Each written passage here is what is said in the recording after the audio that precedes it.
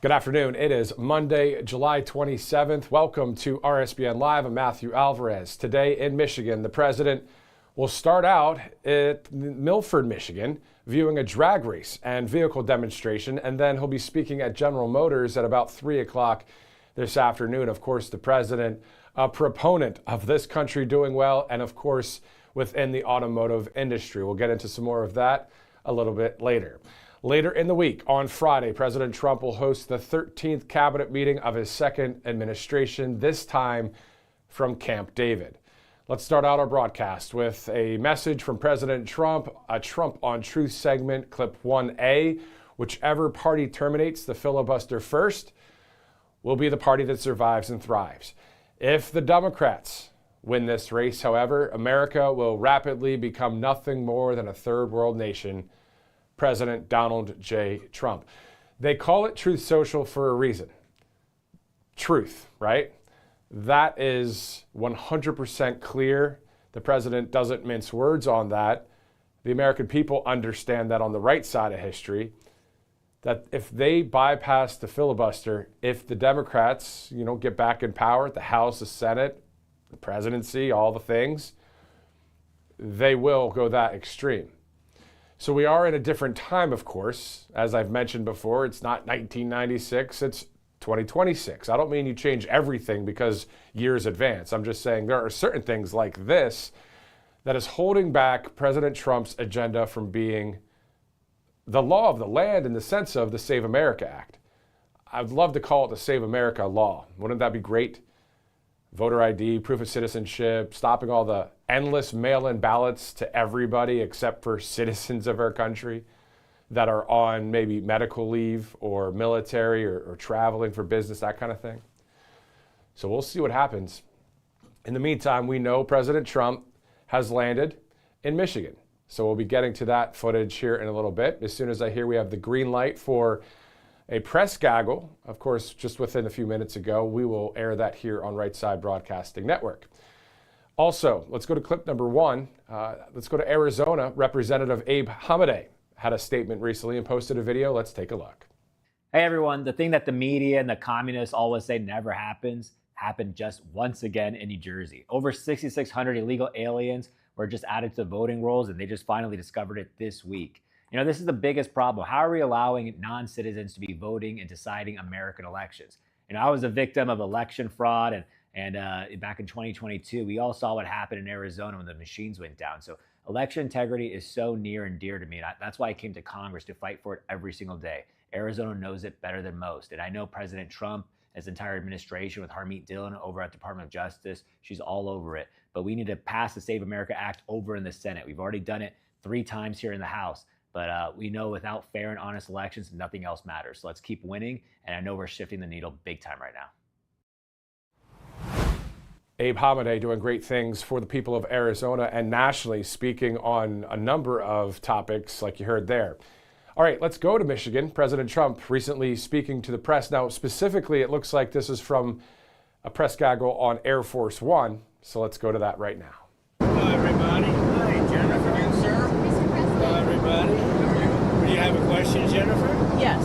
On the Iran war, have you been frustrated with Secretary Hegseth because of the advice he gave you early on in the war and how it's turned out? I think he's done a great job.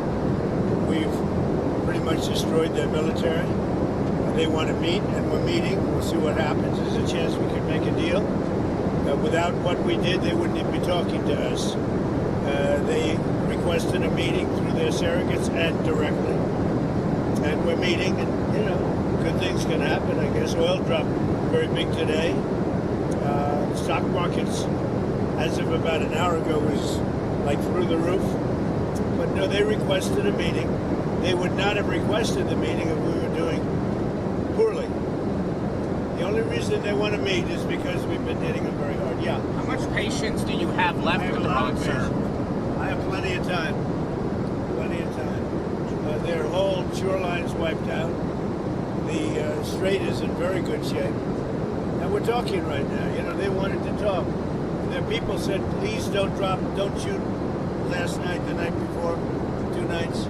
Don't do it. We're having good talks. So we'll see what happens. I think there's a good chance that something could happen.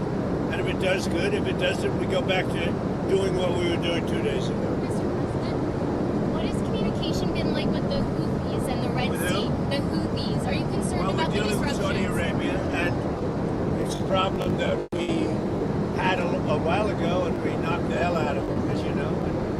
We didn't have any problems with the Houthis after that, but we're not involved with that. But we may, if they're a problem, we'll probably have to get it. On Saudi Arabia, have you gotten any indications from Saudi Arabia when it comes to the Abraham Accords that they will sign on? We haven't talked about that. You put out a truth President, social. are you concerned about depleted stockpiles if there is a broadening conflict in We have Iran? plenty. We have a lot of ammunition, different types. Biden gave a lot to Ukraine, and so we're building that up. But we have a lot. We have a lot of the mid-level stuff too. I mean, more than we could ever use, no matter what. But we have a lot. I'd like to have more, to be honest. But so much was given to Ukraine by Biden. When I left, the cupboards were full. When I came here with Obama, he didn't buy ammunition. We had very little. And I got it built. Now, as soon as I left, they gave a lot of it to Ukraine. I mean numbers that nobody's ever seen before. So we're building it very rapidly. Plants are being built. And, a lot of equipment's being built. The Patriots in particular are being built. The THAAD system is going up. We have a lot. Every one of our contractors is building 4 to 5 plants right now. And we're in very good shape. But for some of the more sophisticated stuff, we'd certainly like to have more. Biden gave a lot of it away. Mr. President, you put out a Truth Social this morning about leader John Thune. What's your relationship like with the Senate It's Majority fine, Leader? It's fine. He's got to get his job done. It's fine. I have a good relationship with John Thune. He's just got to get his job done. You got to get the Save America Act passed. Or better than that would be the filibuster. If you terminate the filibuster, everything happens. If you don't terminate the filibuster, only bad things will happen. If you don't terminate the filibuster, only bad things will happen. But you don't want to see him replaced as leader? I haven't even thought of it. Mr. President, Prime Minister Netanyahu tomorrow. Why did you ask? Yeah, I mean, Why did you ask for that meeting? And are you guys on the same page on Iran? Are you on the same page on Iran? You and Prime Minister Netanyahu. close, yeah, pretty close. We have a little difference, but pretty close, yeah. No, Iran took a beating over the last 14 days, and they asked us very nicely, please stop. Let's meet. And that's what we are right now. We'll see what happens. If we don't make a deal, we go back to the same thing. President Zelensky says that Russia is giving Iran satellite imagery of U.S. bases in the Gulf to help them target. What can you do about that? Well, we'll find out if that's true. I'll ask Putin about it. We'll find out. Mr. President, Hasn't had much impact because we've knocked the hell out of it, what do you think? If that's the case, look, they gave Venezuela a lot of equipment. Venezuela had all Russian equipment. How did that work out? Not too good. So they may be giving, but if they are, it hasn't worked out because they have no army, they have no air force, they have no navy, they have no nothing. So it hasn't worked out well. I don't think they've been doing it. Certainly not at a high level. And if they have, it has been very unimpactful. There's some reports that the United States has taken in $13 billion from Venezuela. Where is that money going? 13 billion from Venezuela. I think even more than that. No, Venezuela, we paid for that war many times over. And that'll happen with Iran also. We paid for the war many times over. But where is that money going? Which, by the way, no other president can say that for a long time. Okay? When was the last president that could say that? So we had a cost of Venezuela. We paid for it many, many times over. And now, as you know, we have a very good relationship with Venezuela. But where is that money going? Who's toward running the country? No, it's the U.S. The money that the U.S. is taking in. Where is that money going? Venezuela? Yes. Who's toward running the country? It can go to the military. Congress has to approve it. Congress doesn't like approving money for the military. They like giving it to things that shouldn't be done. But we're taking in a lot of money, billions and billions of dollars from Venezuela. That'll happen with Iran too. with the Iranian assets, you've said You said that Iranian assets will be used to pay for damages to ships that are hit in the Strait of Hormuz. Would the U.S. pay shipping companies directly? No, we're going to use Iran's money to pay for the damage they did. In other words, the Iran money that we control will be used to pay for damages. Sound good? Not bad, right? He should be a report. Okay. Any other questions? On the Federal Reserve, the FOMC is meeting this week on Wednesday. By the way, we're going to Michigan. The car companies are doing better than they've ever done. Many, many plants are being built all over the United States. They'll be opening them over the next year. Toyota just agreed to come in, move its entire operation out of Mexico and into the United States. They'll be opening, I guess, the largest plant in the world, somebody said, but all because of tariffs and because of me. All because of Trump. So it's been pretty amazing, actually. The Federal Reserve is meeting this week. They've not hit the inflation target set. They've not hit the 2%. There are some bets. We had a very good inflation report the other day. Are you worried that they might? Costs are going down rapidly. Don't forget, I inherited these. I haven't been here very long. I inherited the worst inflation in history from Biden. But costs are going down rapidly, and as soon as the war is over, you're going to see a big drop. Are you worried that the Fed's going to hike rates to counter inflation? Well, I have a board. And Kevin's fantastic, but he's got a board, and the board members are very political, I would say. So, we fight our way through the race because we're doing so well. But, no, he's got a board. He wants to do the right thing. I know what he wants to do. But you need the consent of some people that have perhaps bad intentions. Rates should be lowered. This country could be at 8%, 9%, 10%, 12%. GDP, that's what it should be. We have other countries that are paying less interest rates, and if it wasn't for us, they wouldn't even exist. It's ridiculous, and they call them elite. We have other countries, I don't want to really mention names of countries, but I could give you plenty, that they take money out of the U.S., and because of that, they get a lower interest rate than we do. And it shouldn't be that way. We should have the lowest interest rate in the world.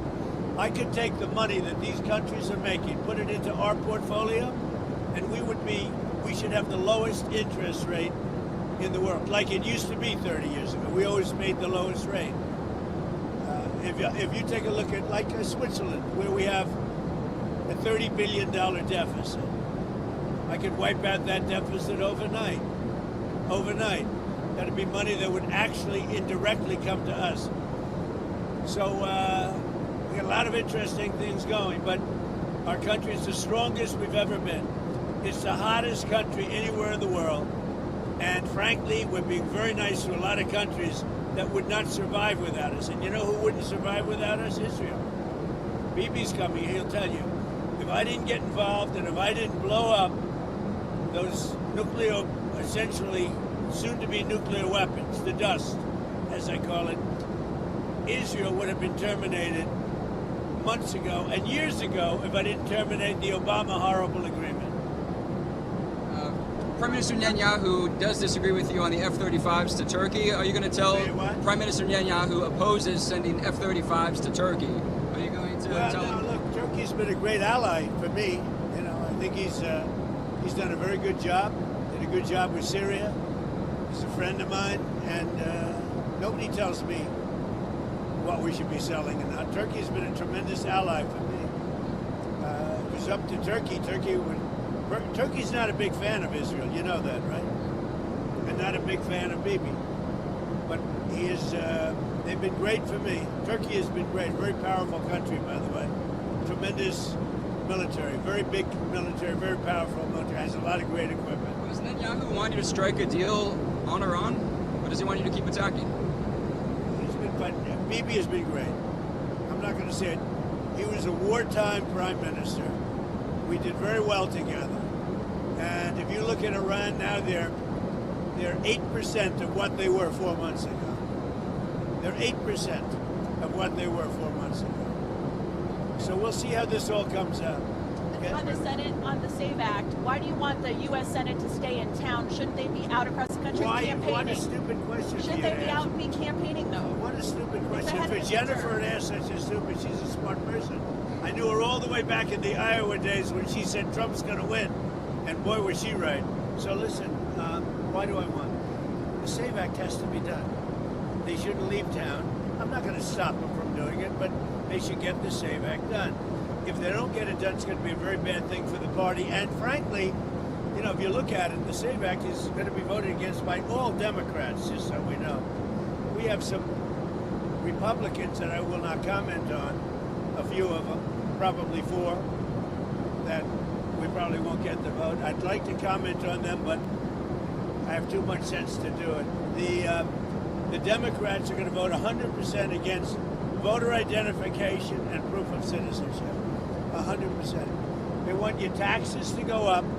They want men playing in women's sports. They want open border for the world's criminals to pour into our country. And yet, despite all of that, we have the lowest crime rate in the history of our country since 1900 with murders.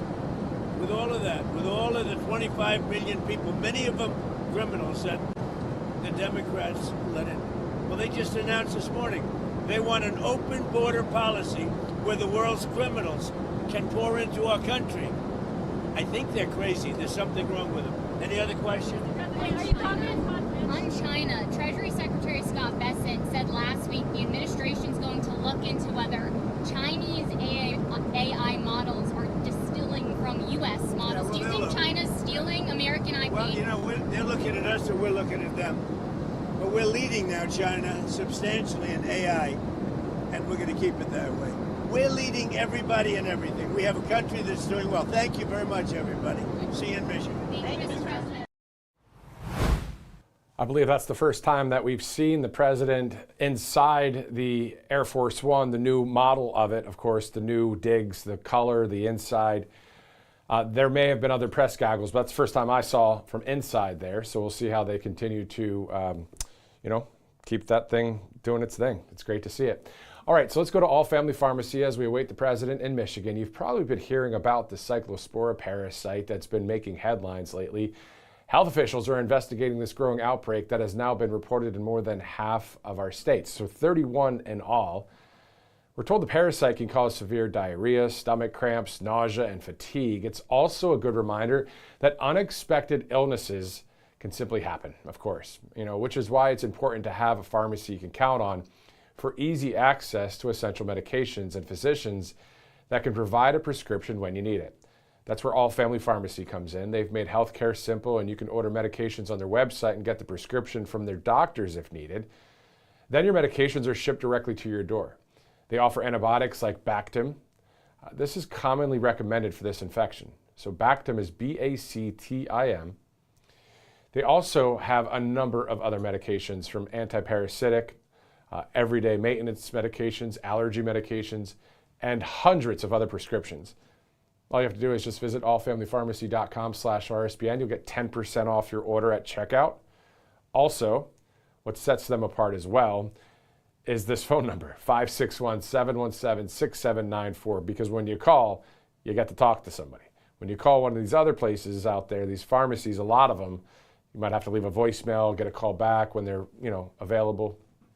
So All Family Pharmacy there for you, a great sponsor here on Right Side Broadcasting Network. Let's also go to Birch Gold Group. We wouldn't be celebrating America 250 if it wasn't for a strong foundation set by the framers. Of course, Alexander Hamilton built America's financial foundation on the principle of sound, stable money, a principle later embodied by the gold standard. Now, we abandoned that discipline back in 1971 and have since seen inflation slowly erode the dollar's value. So the question is, what is the foundation of your savings? Is it gold or something that can be shaken, disrupted, or devalued? Birch Gold Group has been helping Americans solidify their savings with gold for the past 15 years. They'll help you convert an existing IRA or 401k into a tax-sheltered IRA in gold. You can learn how gold fits into your portfolio simply by texting that word right there, Trump, to 989898. You'll receive a free, no-obligation info kit. They have an A+ rating with the Better Business Bureau, countless 5-star reviews. You can let Birch Gold help build your foundation with gold. Text the word Trump to that number, 989898. Again, text Trump to 989898 as we are 10 minutes from the top of the hour on this Monday. I hope you had a good weekend. Let's go now to a recap of an event that took place last week at the White House, specifically the Ratepayer Protection Pledge. Let's take a look at clip number 2. We're here today to continue the incredible progress we're making in communities nationwide to ensure that as new data centers go up, electricity bills for American families will actually come down. That's why earlier this year I introduced the Ratepayer Protection Pledge. Under this groundbreaking plan, America's largest tech companies have formally committed to fund or build all energy infrastructure required to meet the demand they are placing on the grid. With the Ratepayer Protection Pledge, we're creating a fair deal for everybody. This is how we'll grow our economy, lower the cost of living, protect American consumers, and lead the world in AI and high tech, all at the same time. All right, so good afternoon once again. For those of you just joining us, this is RSBN Live. I'm Matthew Alvarez. At 2 o'clock, the president views a drag race and vehicle demonstration in Milford, Michigan. At 3 o'clock, the president delivers remarks at General Motors in Michigan as well. So a very automotive heavy day here on this Monday, July 27th. Tomorrow, the president will pay tribute to the late South Carolina Senator Lindsey Graham. Also, later in the week, on Friday, President Trump will host that 13th cabinet meeting of his second administration, this time from Camp David. So thanks again for joining us here on Right Side Broadcasting Network. Speaking of recaps, let's go to a recap of the White House Correspondents Association dinner from this past Friday night. Check it out. It's great to be back at a place that I know very well because I built it. As I said 3 months ago, the show must go on. I won 3 times, and I'm going to do it again. Thank you.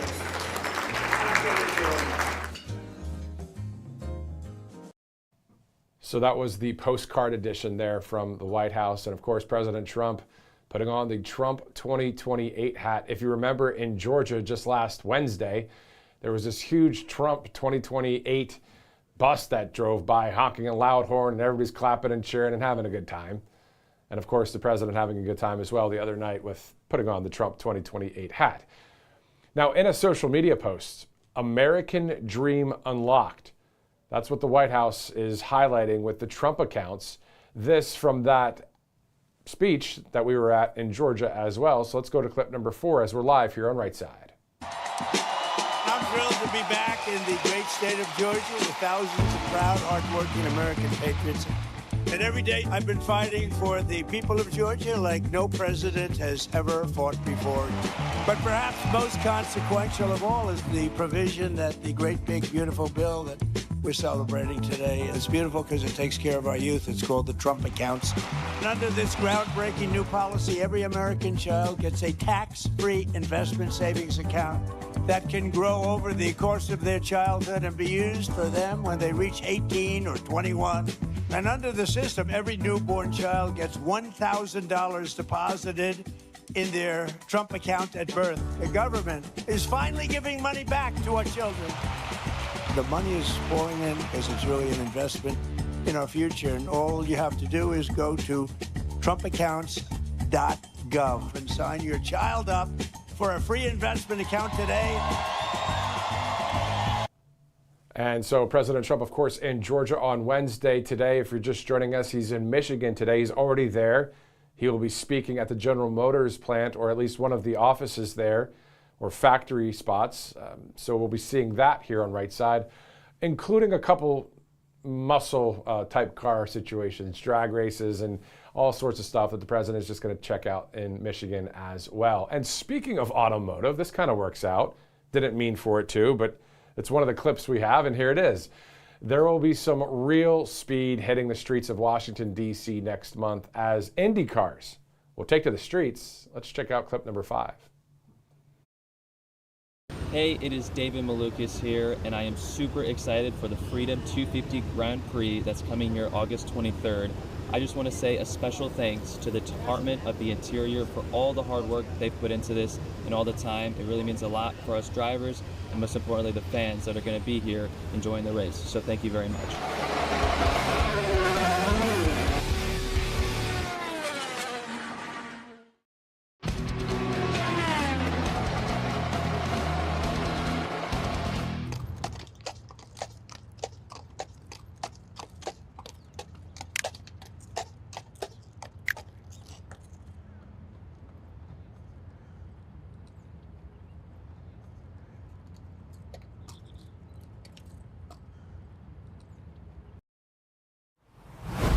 Definitely something Washington, D.C. has never seen before, I don't think. Indy cars racing around the streets there. It'll be quite the day there, August 22nd and the 23rd. And of course, we'll see the president in Michigan today, the home to many great car manufacturers.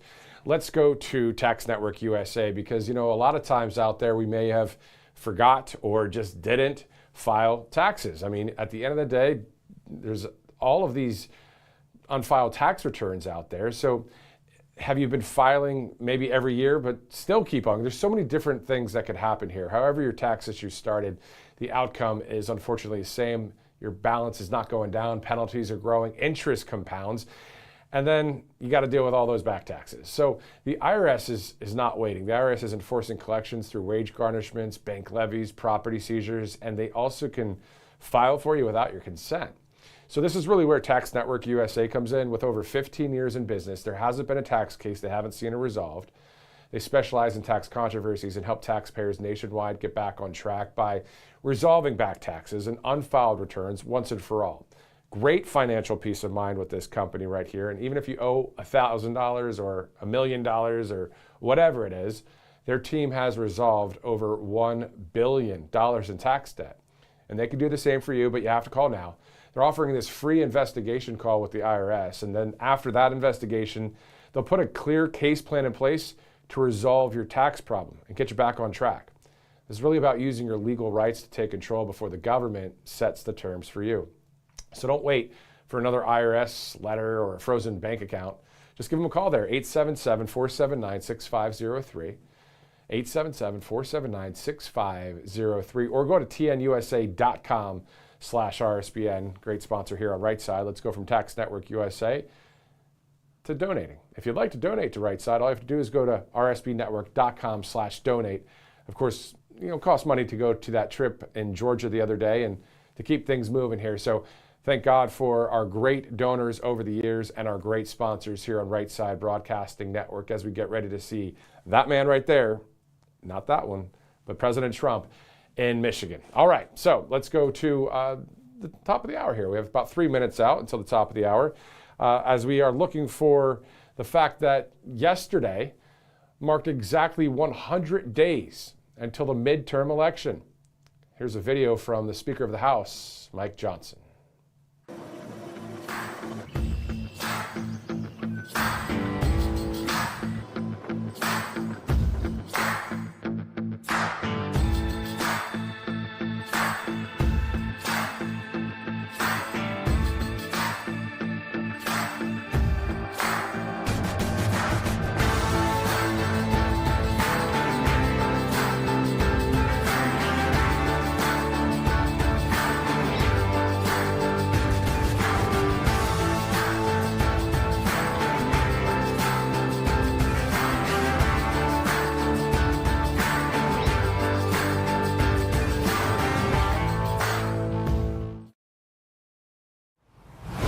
All right, so yesterday also marked National Parents Day.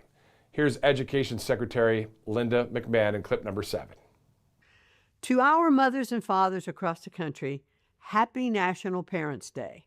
One of life's greatest honors is the opportunity to nourish, teach, and raise a child. As a daughter, mother, and grandmother, I know how important of a role parents play in their children's lives. From childhood to adulthood, our kids will always need us, whether it's their first day at school, they're moving out for the first time, or starting a family of their own. Mom and dad always have the answer. Parenthood requires sacrifice, dedication, and no shortage of patience. Parents are the best decision makers in their child's education, and the Trump administration will always put them first. Through President Trump's historic education freedom tax credit, we're putting parents back in the driver's seat to choose the best education for their child's unique needs. We are also vigorously restoring parents' rights to access their child's education records and know about the most sensitive information pertaining to their well-being. And above all, we're returning education to the states so parents and local leaders, not Washington bureaucrats, can make decisions closest to the child. Thank you for your endless dedication to the next generation. We are proud to stand with you every step of the way. Happy National Parents' Day to all the incredible parents across our great nation. And so Linda McMahon, of course, along with Kelly Loeffler and Scott Bessent, were all in Georgia just this past Wednesday, of course, going with the president to various states around the union as we get ready for the midterm elections under 100 days from now, as you take that live look on this Monday, July 27th in Washington, D.C. We see President Trump expected to deliver remarks at 2:50 Eastern Time. That is in Michigan, where President Trump is right now. So, of course, the camera pans around there as we are taking that live look. Hot, hazy, and humid, it looks like, on this late July Monday. As we get ready as well for a number of events, including this coming Friday, President Trump having his 13th cabinet meeting, this time not at the White House, but in Camp David in Maryland, so not too far from that building. So that will be some interesting coverage here on the network. And tomorrow, President Trump will also pay tribute at the Washington, D.C. National Cathedral to the late Senator of South Carolina, Lindsey Graham. So we'll have various parts of that coverage tomorrow. You just have to check, as they used to say, your local listings. But it's one listing, and it's national, and it's right here on Right Side. So thanks so much for watching. And thanks so much for being part of conservative media. Isn't it great to have people that speak your language? I know there's more than just Right Side, but still, isn't it great? And then also, you guys get to hear from other patriots. And I was watching some of the live comments. I believe, I love being on Rumble. Rumble's our home here at Right Side. But also with YouTube, you see some of those live comments after the event plays. You can watch the replay and look at what people were saying during that time. And a lot of people saying things like, I'm glad I could hear from other patriots as well. And that's what we saw on Wednesday. And that's what we have always been able to count on this network right here. And then you see maybe some of the mainstream media, they try and do this, mimic Right Side. Pretty funny stuff, but whatever. Don't really need to talk about them anymore. I think the country understands who the fake news is and who the people are that are into movies like, which I saw this past weekend with family again. And please, if you get a chance, watch A Great Awakening. Sight and Sound in Pennsylvania and in Branson, Missouri, they have these great plays, and Noah or Joseph or Esther and all these awesome plays, right? But they made this movie, and it is all about the foundation of our country. It's about Benjamin Franklin and George Whitefield, this preacher from England who was rejected there, came over to the Patriots, the colonies, the 13 colonies, spreading the good news of Jesus Christ to our colonies. And people just getting radically transformed. And then he was talking with, I'm not going to talk anymore. Let me stop there. If you get a chance, let's put it this way. I know a lot of you that are watching, whether live or on replay, you love our country. If you haven't seen A Great Awakening, please do. It will only encourage you so much for the future of our country and really kind of highlight where we've come from, right? And I know we all know the details, right? 1776 and crossing the Delaware and, the Revolution and getting away from England, all that. I get it. Trust me on that one. That's the last time we'll say it. Please watch A Great Awakening. What a movie. And hopefully we can get the director or some of the actors on too. I've seen it twice, and it's powerful. It really is. All right, so speaking of saving the country, though, when it comes to the Save America Act, the RNC chairman, Joe Gruters, talking about winning the midterms. Let's go to clip number 8. Joe Gruters, Republican National Committee Chairman here. We're down to 100 days before the general election, and the stakes couldn't be higher. Common sense versus communism. We've had so many big wins with President Trump so far, from shutting down our southern border to the largest tax cut in American history. The Democrats have two goals. They want to impeach the president, and they want to stop all momentum. The RNC is securing our elections and mobilizing volunteers to make sure we give the president a full 4 years. We can't do that without everybody's help. We need everybody to be united. Go to GOP.com. Give us your time or treasure. Join your local party. Let's get involved. Let's deliver for the president. Let's save the country and save the world. Let's go. There you go. That's what we're looking to see happen, of course. And we know that President Trump, speaking just this morning on Truth Social talking about this exact point about the Save America Act, but also, really terminating the filibuster. If we could look at clip 1A quickly. He said, whichever party terminates the filibuster first will be the party that survives and thrives. If the Democrats win this race, however, America will rapidly become nothing more than a third world nation. President Donald J. Trump. I don't believe the president is mincing words. This isn't dramatic speech here. This is legit, right? As you guys know. If we have the extreme left and the woke mob and all of that, and those are the kind of people we have in office, whether presidency, whether Senate, House, whether mayors, governors, whatever, we know the way our country will look. It will look way worse than under the fake president, Joe Biden, ever did.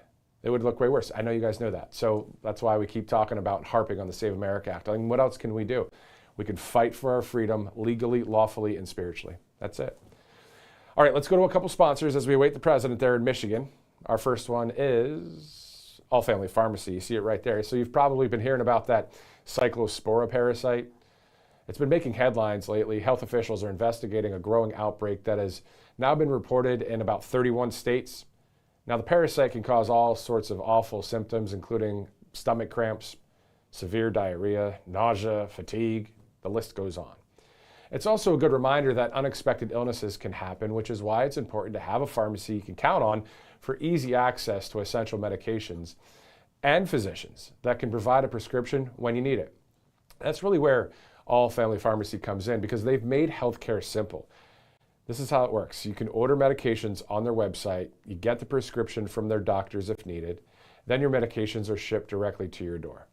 Obviously, you go through a medical questionnaire. You're not just going to get whatever you ask for. But in a lot of cases, if it's something that you're dealing with, you can give them a call and ask some questions too. But they offer antibiotics like Bactim. It's spelled B-A-C-T-I-M. B-A-C-T-I-M. This is commonly recommended for this cyclospora parasite. They have other anti-parasitic medications, everyday maintenance meds, allergy medications, and hundreds of other prescriptions. So all you have to do to get everything started, you have three options actually. Usually I say there's 3 ways to get to CalSheet. Well, there's 3 ways to get to All Family Pharmacy. You have the QR code, you have the phone number, and you have allfamilypharmacy.com/RSBN. So again, that phone number, 561-717-6794. Great sponsor here on Right Side. Let's go to our next one here live on this Monday, July 27th, Birch Gold Group. We wouldn't be celebrating Freedom 250, USA 250, America 250 if it wasn't for a strong foundation set by the framers. Of course, Alexander Hamilton built America's financial foundation on the principle of sound, stable money, a principle later embodied by the gold standard. However, of course, we abandoned that discipline back in 1971 and have since seen inflation erode the dollar's value. So the million-dollar question is, what is the foundation of your savings? Is it gold or something that could be shaken, disrupted, or devalued? Birch Gold Group has been helping Americans solidify their savings with gold for the past 15 years, and they can help you convert an existing IRA or a 401k into a tax-sheltered IRA in gold. You can learn how gold fits into your portfolio by texting the word Trump to the number 989898 or receive a free, no-obligation info kit. With an A+ rating with the Better Business Bureau and countless 5-star reviews, let Birch Gold help build your foundation with gold. Again, text the word Trump to that number 989898. Trump to 989898. It is 2:09 Eastern Time. You might be wondering, where's the president? I'm wondering that too, because any minute from now, we're going to see the president in Michigan. Now, he's going to view a vehicle demonstration. He's going to see a drag race. And then around 3 o'clock, the president delivers remarks at General Motors in the state of Michigan. So that's all upcoming here on Right Side. This, as today, the Department of State is celebrating 237 years of American leadership abroad. Let's look at clip number 9.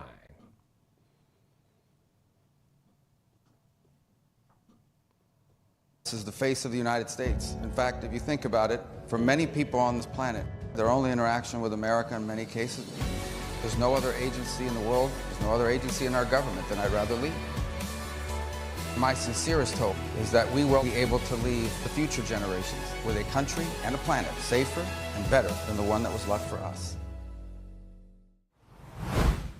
And we also are seeing a number of clips on some other places, rapid response of some of that drag race. So we're going to get those clips up for you here on Right Side Broadcasting Network. While we do that, let's go now to the Department of Housing and Urban Development video. Before we do that, actually, because that one's about 10 minutes long. So let's take a quick commercial break. We'll be right back here on Right Side. You're watching live coverage on Right Side Broadcasting Network.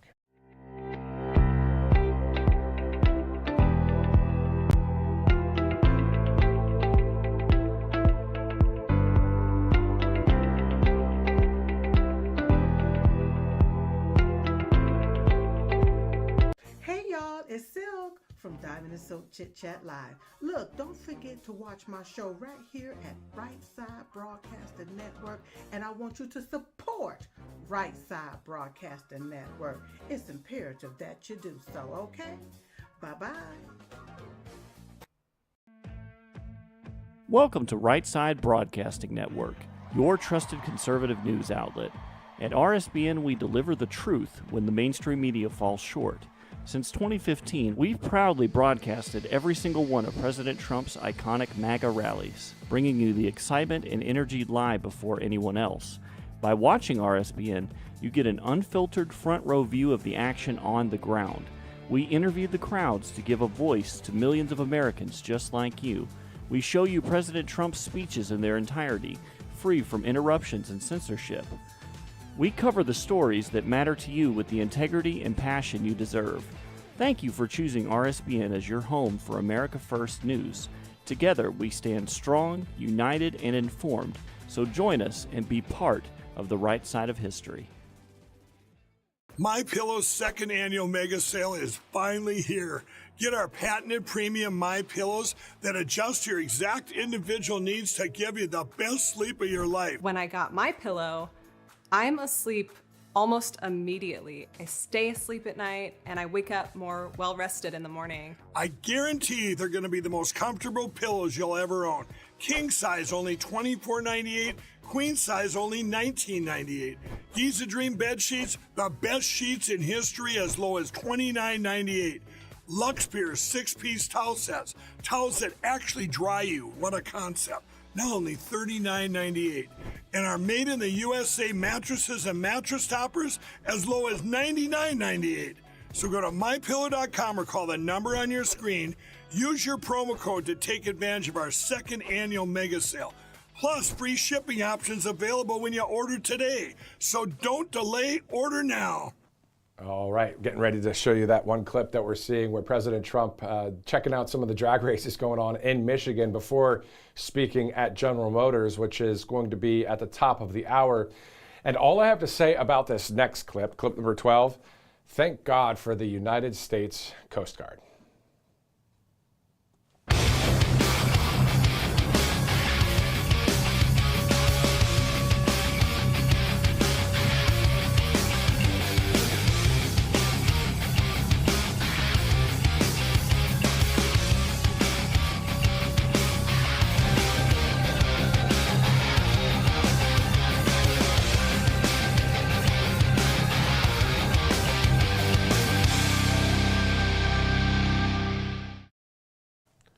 What a job they have, whether it's the Atlantic, the Pacific, the Gulf of America, or rivers and streams, creeks, whatever, all across our country, doing a great job, the United States Coast Guard.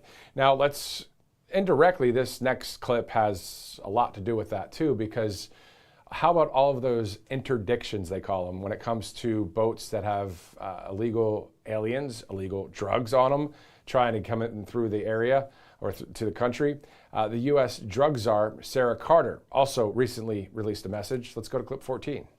Under President Trump's leadership, drug overdose deaths continue to drop each month, and American communities are safer and healthier. For the first time, our national drug control strategy is leveraging new and innovative technologies to identify emerging drug threats before they hurt American communities. One way we're doing this is through wastewater-based drug testing. Wastewater testing gives us data that is anonymous, and near real time. This way we know which drugs are circulating in our communities. Using this method, we can respond to the drug crisis even faster and stay ahead of emerging threats and the drug cartels. This data gives us a tool that will empower individuals and communities across the nation to make the choice to live a drug-free life. In this beautiful nation, no one should die from drug overdose or poisoning.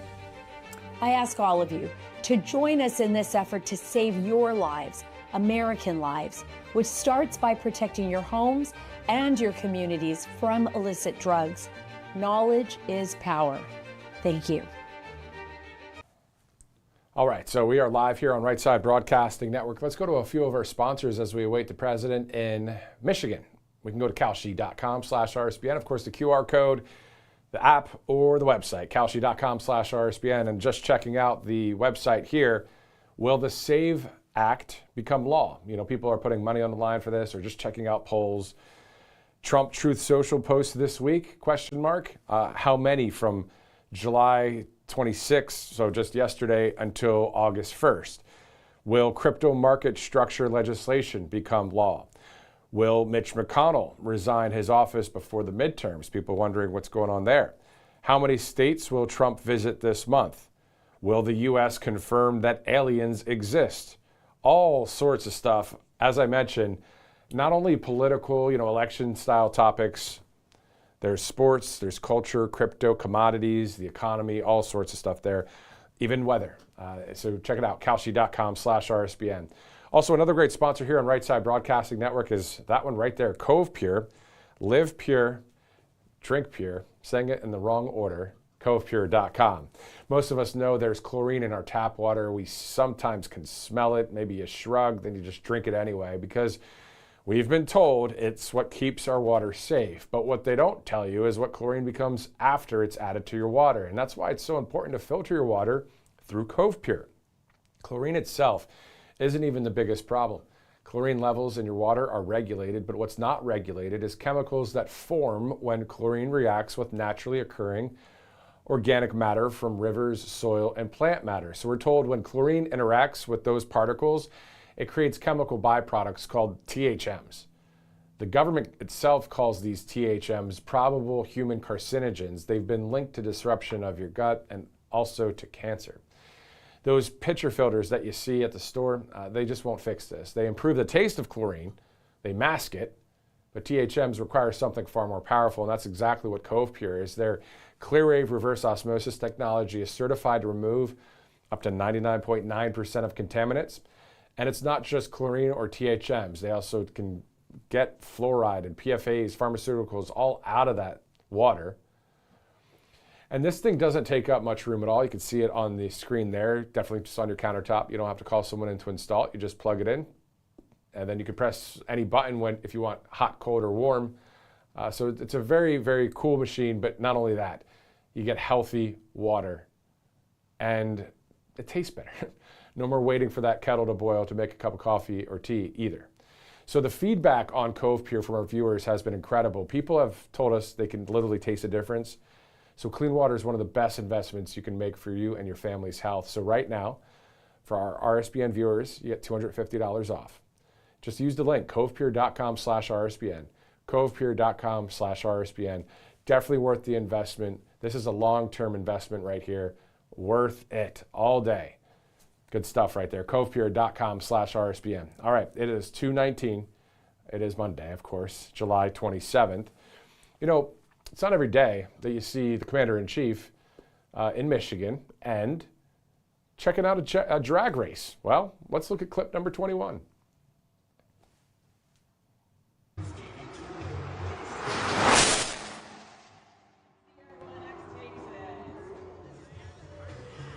Ladies and gentlemen, hope you enjoyed the show. Let's hear it for our drivers.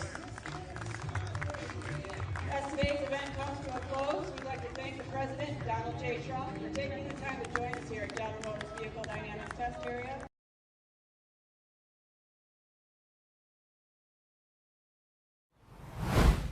And yes, that's the only clip that's out there right now. So wanted to show that to you guys right now, but still pretty cool stuff. Again, President Trump in Michigan, he'll be speaking. You saw that GM logo behind him.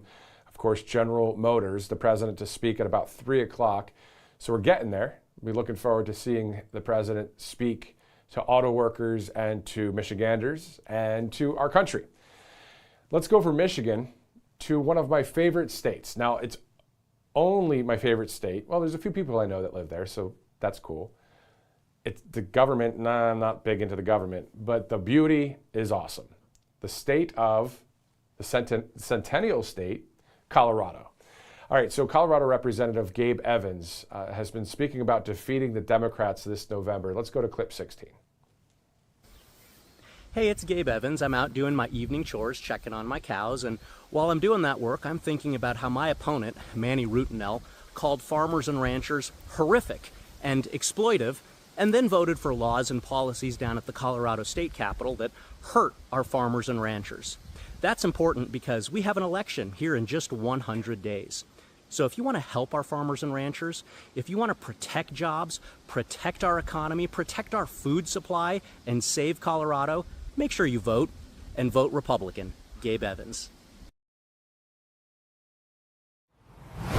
All right, so Congressman Gabe Evans out there in Colorado. Earlier today, Secretary of War Pete Hegseth presided over a Mexican border defense medal ceremony. This happened over at the Pentagon. We have a couple clips for you. I believe Stephen Miller was also in attendance, and there's a clip of him speaking as well. So let's go to clip number 19. From day one, the defense of the homeland and getting 100% operational control of our southwest border was the #1 priority of this department. Yes, now it's codified in our national defense strategy as defend the homeland and the hemisphere. That we eventually did. But from day one, operationally, this department, this building, these services surged down to the border to stop the invasion of our southern border, which is truly what it was. Yes, there we have had troops on our border for 25 years, you're correct, General. But in many ways, they were down there as window dressing. They were down there with binoculars and no authorities. They were down there as part of just the status quo of rotation of things, the way we did business. And it was often said, well, we need new and different authorities. Sure, we've inserted new authorities, but what we really needed was new leadership and new priorities, and then putting the best Americans after that problem set to get 100% control of the southwest border.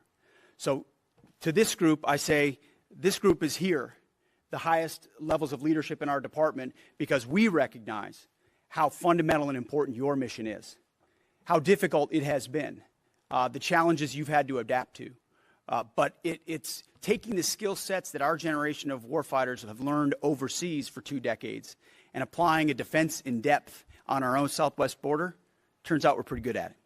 And when you build out national defense areas, and when you put infantrymen and others down there on the border, securing that fence line, doing named operations, operating at night, operating with drones, counter drones, tunnels, you name it. I read all the operational reports of the types of efforts you've undertaken. You have been dynamic. You have been creative. You have been aggressive. You have used the authorities you've been given. You work with your law enforcement partners. Huge shout out to Border Patrol and Homeland Security. I know you work with them every single day.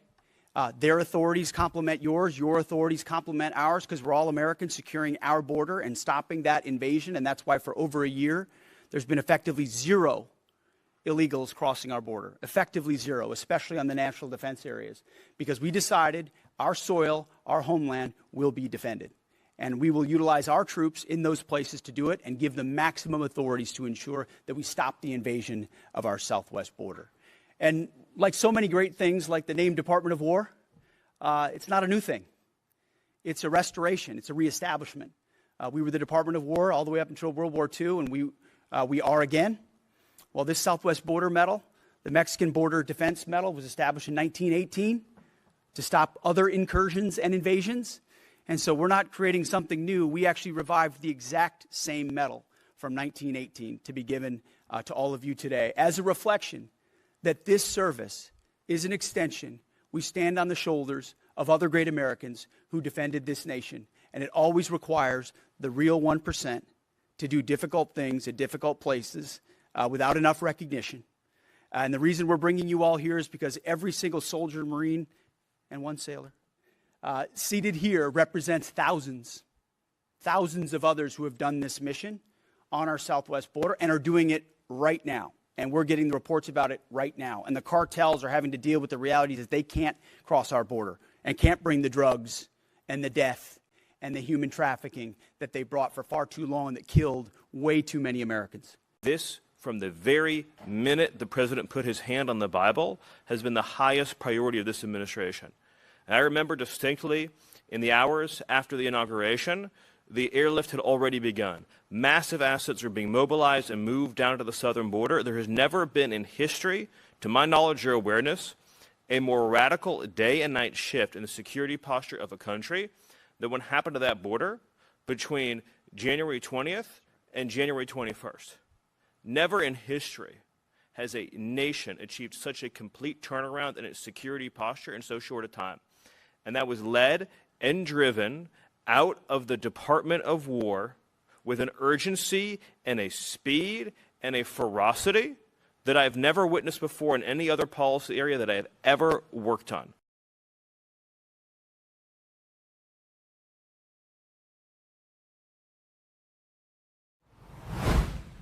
All right, so that was recently at the Pentagon with the Secretary of War and, of course, Stephen Miller of the White House. So great to see that here on Right Side. Also, this brought to you by a number of great sponsors, including MyPillow.com/RSBN, MyPillow.com/RSBN. Of course, Mike Lindell having a great company there with some awesome products. If you get a chance, go to MyPillow.com/RSBN. Use the RSBN promo code. You'll get that huge discount on a number of great quality products. If you can afford one product, awesome. If you can afford a lot more, great. And if you can't afford anything right now, I get it. But MyPillow.com/RSBN, great sponsor here on Right Side. Also, let's go to, speaking of money, Tax Network USA. You know, there are a number of questions out there, financial questions, a number of people are facing these days. Things like, do you owe back taxes or have unfiled tax returns? Or have you filed every year but still keep owing? Are you a business owner with some messy books and a balance you can't afford? Or maybe you pulled money from your 401k or IRA early, and now the IRS wants its share. So however your tax issue started, the outcome is the same. The balance just not going down. Penalties are growing. Interest compounds, and we're just dealing with all these financial headaches. So the IRS is not waiting. The IRS is enforcing collections through wage garnishments, bank levies, and property seizures. And they can even file for you without your consent. And this is really where Tax Network USA comes in, because they have that 15 years, more than 15 years actually, in business. There hasn't been a tax case they haven't seen or resolved. They specialize in tax controversies and help taxpayers nationwide get back on track by resolving back taxes and unfiled returns once and for all. So whether you owe $10,000 or $10 million, their team has resolved over $1 billion in tax debt. They can do the same for you, but you have to give them a call because they're offering this free investigation call with the IRS. After that investigation, they put a clear case plan in place to resolve your tax problem and get you back on track. So this is all about using your legal rights to take control before the government sets the terms for you. So don't wait for another IRS letter or a frozen bank account. Just give them a call, 877-479-6503, or visit tnusa.com/RSBN. As we are approaching the bottom of the hour here on Right Side. Thanks again for live streaming in or watching this on replay. Now, what this is all about is the president speaking in Michigan, the White House releasing a statement, made in Michigan again. President Trump's trade agenda is supercharging American auto manufacturing. The president returns to Michigan today to visit the General Motors Proving Ground in Milford and celebrate the roaring comeback of American auto manufacturing under his leadership. Now, since taking office, President Trump has ignited an automotive renaissance, of course, onshoring production, restoring factory jobs, and making vehicles in Michigan again. We're also seeing these record investments, record sales, and which really nets American jobs. It looks like now Michigan is locking in tens of billions in new capital and thousands of high-paying jobs as companies respond to President Trump's America First policies. We're told that General Motors, you might have heard this, is investing $6 billion in U.S. manufacturing, including that major expansion at the Orion Township Assembly Plant, with plans to continue onshoring significant production. So GM is also adding an overtime shift at its Flint plant amid a surge in pickup truck demand. I don't know about you, but I like a pickup truck. I used to drive one. Don't drive one right now. Maybe I'll get one again. Let's get back to it. Ford Motor Company is investing $3 billion in its Blue Oval Battery Park in Marshall, creating 1,700 new jobs. The company is also adding a third shift at its Dearborn truck plant as the F-150 continues to dominate global pickup truck sales. Are you guys out there a Ford fan or a Chevy fan or a Dodge fan? All right. I can't really see your answers right now, which we could go to the live chat for if we wanted to, which maybe we will. Stellantis is also investing $388 million to build a state-of-the-art mega hub in Van Buren Township, $140 million to expand its Detroit plant, and $100 million to add production at its Warren plant. Detroit Diesel is recalling laid-off workers and adding a third shift. The results are already clear on the showroom floor. 2025 marked the strongest year for new vehicle sales since 2019. We're told that Ford posted its best annual U.S. sales in 6 years. General Motors delivered soaring overall volume and its strongest SUV performance in decades. Jeep sales rose for the first time since 2018. So we're seeing these kind of reports come out of Michigan. Hence, the White House calling it Made in Michigan again. So we're going to hear from the president talking about these various things in that state here in just a little bit. If we have a second, let's go to our live chat. I know it takes a second to load it all up, but maybe we should just go there. I'm really curious. I love asking these kind of common sense, fun questions as we stand by and await the president. If you're just joining us now, we've been going through a ton of social media videos from the White House, from the government, but also looking at the 24/7 news cycle, seeing that the Save America Act, we're getting the momentum. It's not as big of the momentum that I saw before the April recess, but I guarantee it's going to get there because we see that the president's speaking about that a lot as well. So the question for those of you on the live chat, simply, it's going to make it very easy. For those of you that are Dodge fans, I hear you, but just Ford or Chevy. Are you a Ford fan or are you a Chevy fan? Ford, F-150, Chevy, Silverado. Of course, today is an automotive day in Michigan as the president's speaking at the GM plant there. So as I await that, and if the director feeds me in my ear a little bit information, if you guys see any comments about Chevy or Ford, please help me out as we continue our live broadcast here on Right Side. I'm hearing 2 Fords right now. So Ford has 2, Chevy has 0 at this point. My father-in-law likes Chevy more than Ford. I'm hearing 4 Fords right now. 5 Fords. Anybody a Chevy fan out there? Okay, we're seeing it come in. Nobody's saying Chevy. Come on now. Where's the Chevy Camaro? There's 2 Chevy. There's some Chevys. This is great. Love this stuff. Talk about America, right? It's our country. It's our makes and models of vehicles. Yeah, the F-150 is great. The Silverado is great. I've driven an F-150. I owned one a while back. And then I test drove with my wife a Chevy Silverado, a brand new one just for kicks. And that's nice too, man. I'll tell you, those Chevys can drive.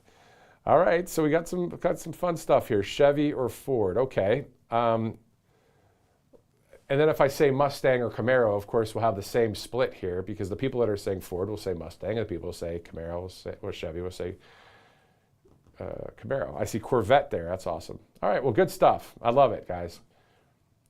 A lot of people saying Ford and Chevy. I know we got that mix there, but I was just wondering. We started out right out of the gate with Ford there. Anyway, so we'll see the president at the GM plant today. That was fun. Let's go to All Family Pharmacy as we stand by for the Commander-in-Chief. You know, you've probably heard about this cyclospora parasite that's been making headlines lately. Health officials, they're investigating this growing outbreak that has now been reported in 31 of our states. So the parasite can cause all sorts of awful symptoms. Stuff that I don't really want to talk about on TV right now, but I have to, which is fine. Things like severe diarrhea, stomach cramps, nausea, fatigue. This is part of this cyclospora parasite.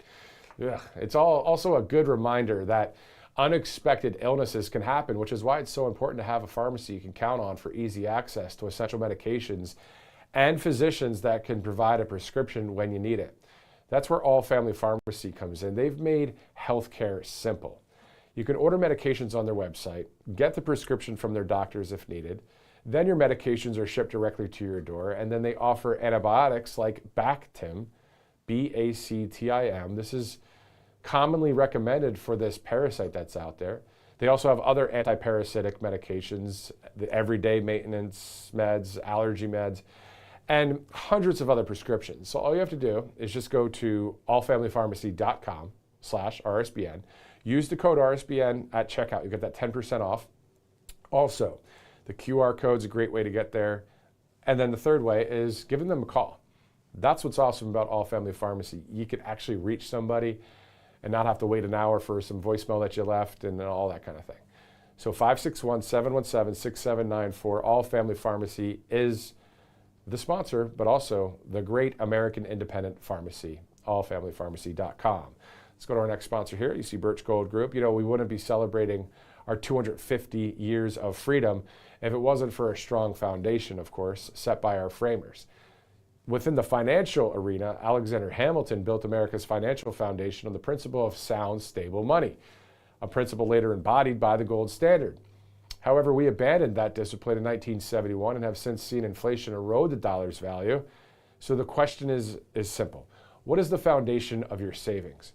Is it gold or something that can be shaken, disrupted, or devalued? Because Birch Gold Group has been helping Americans solidify their savings with gold for the past 15 years.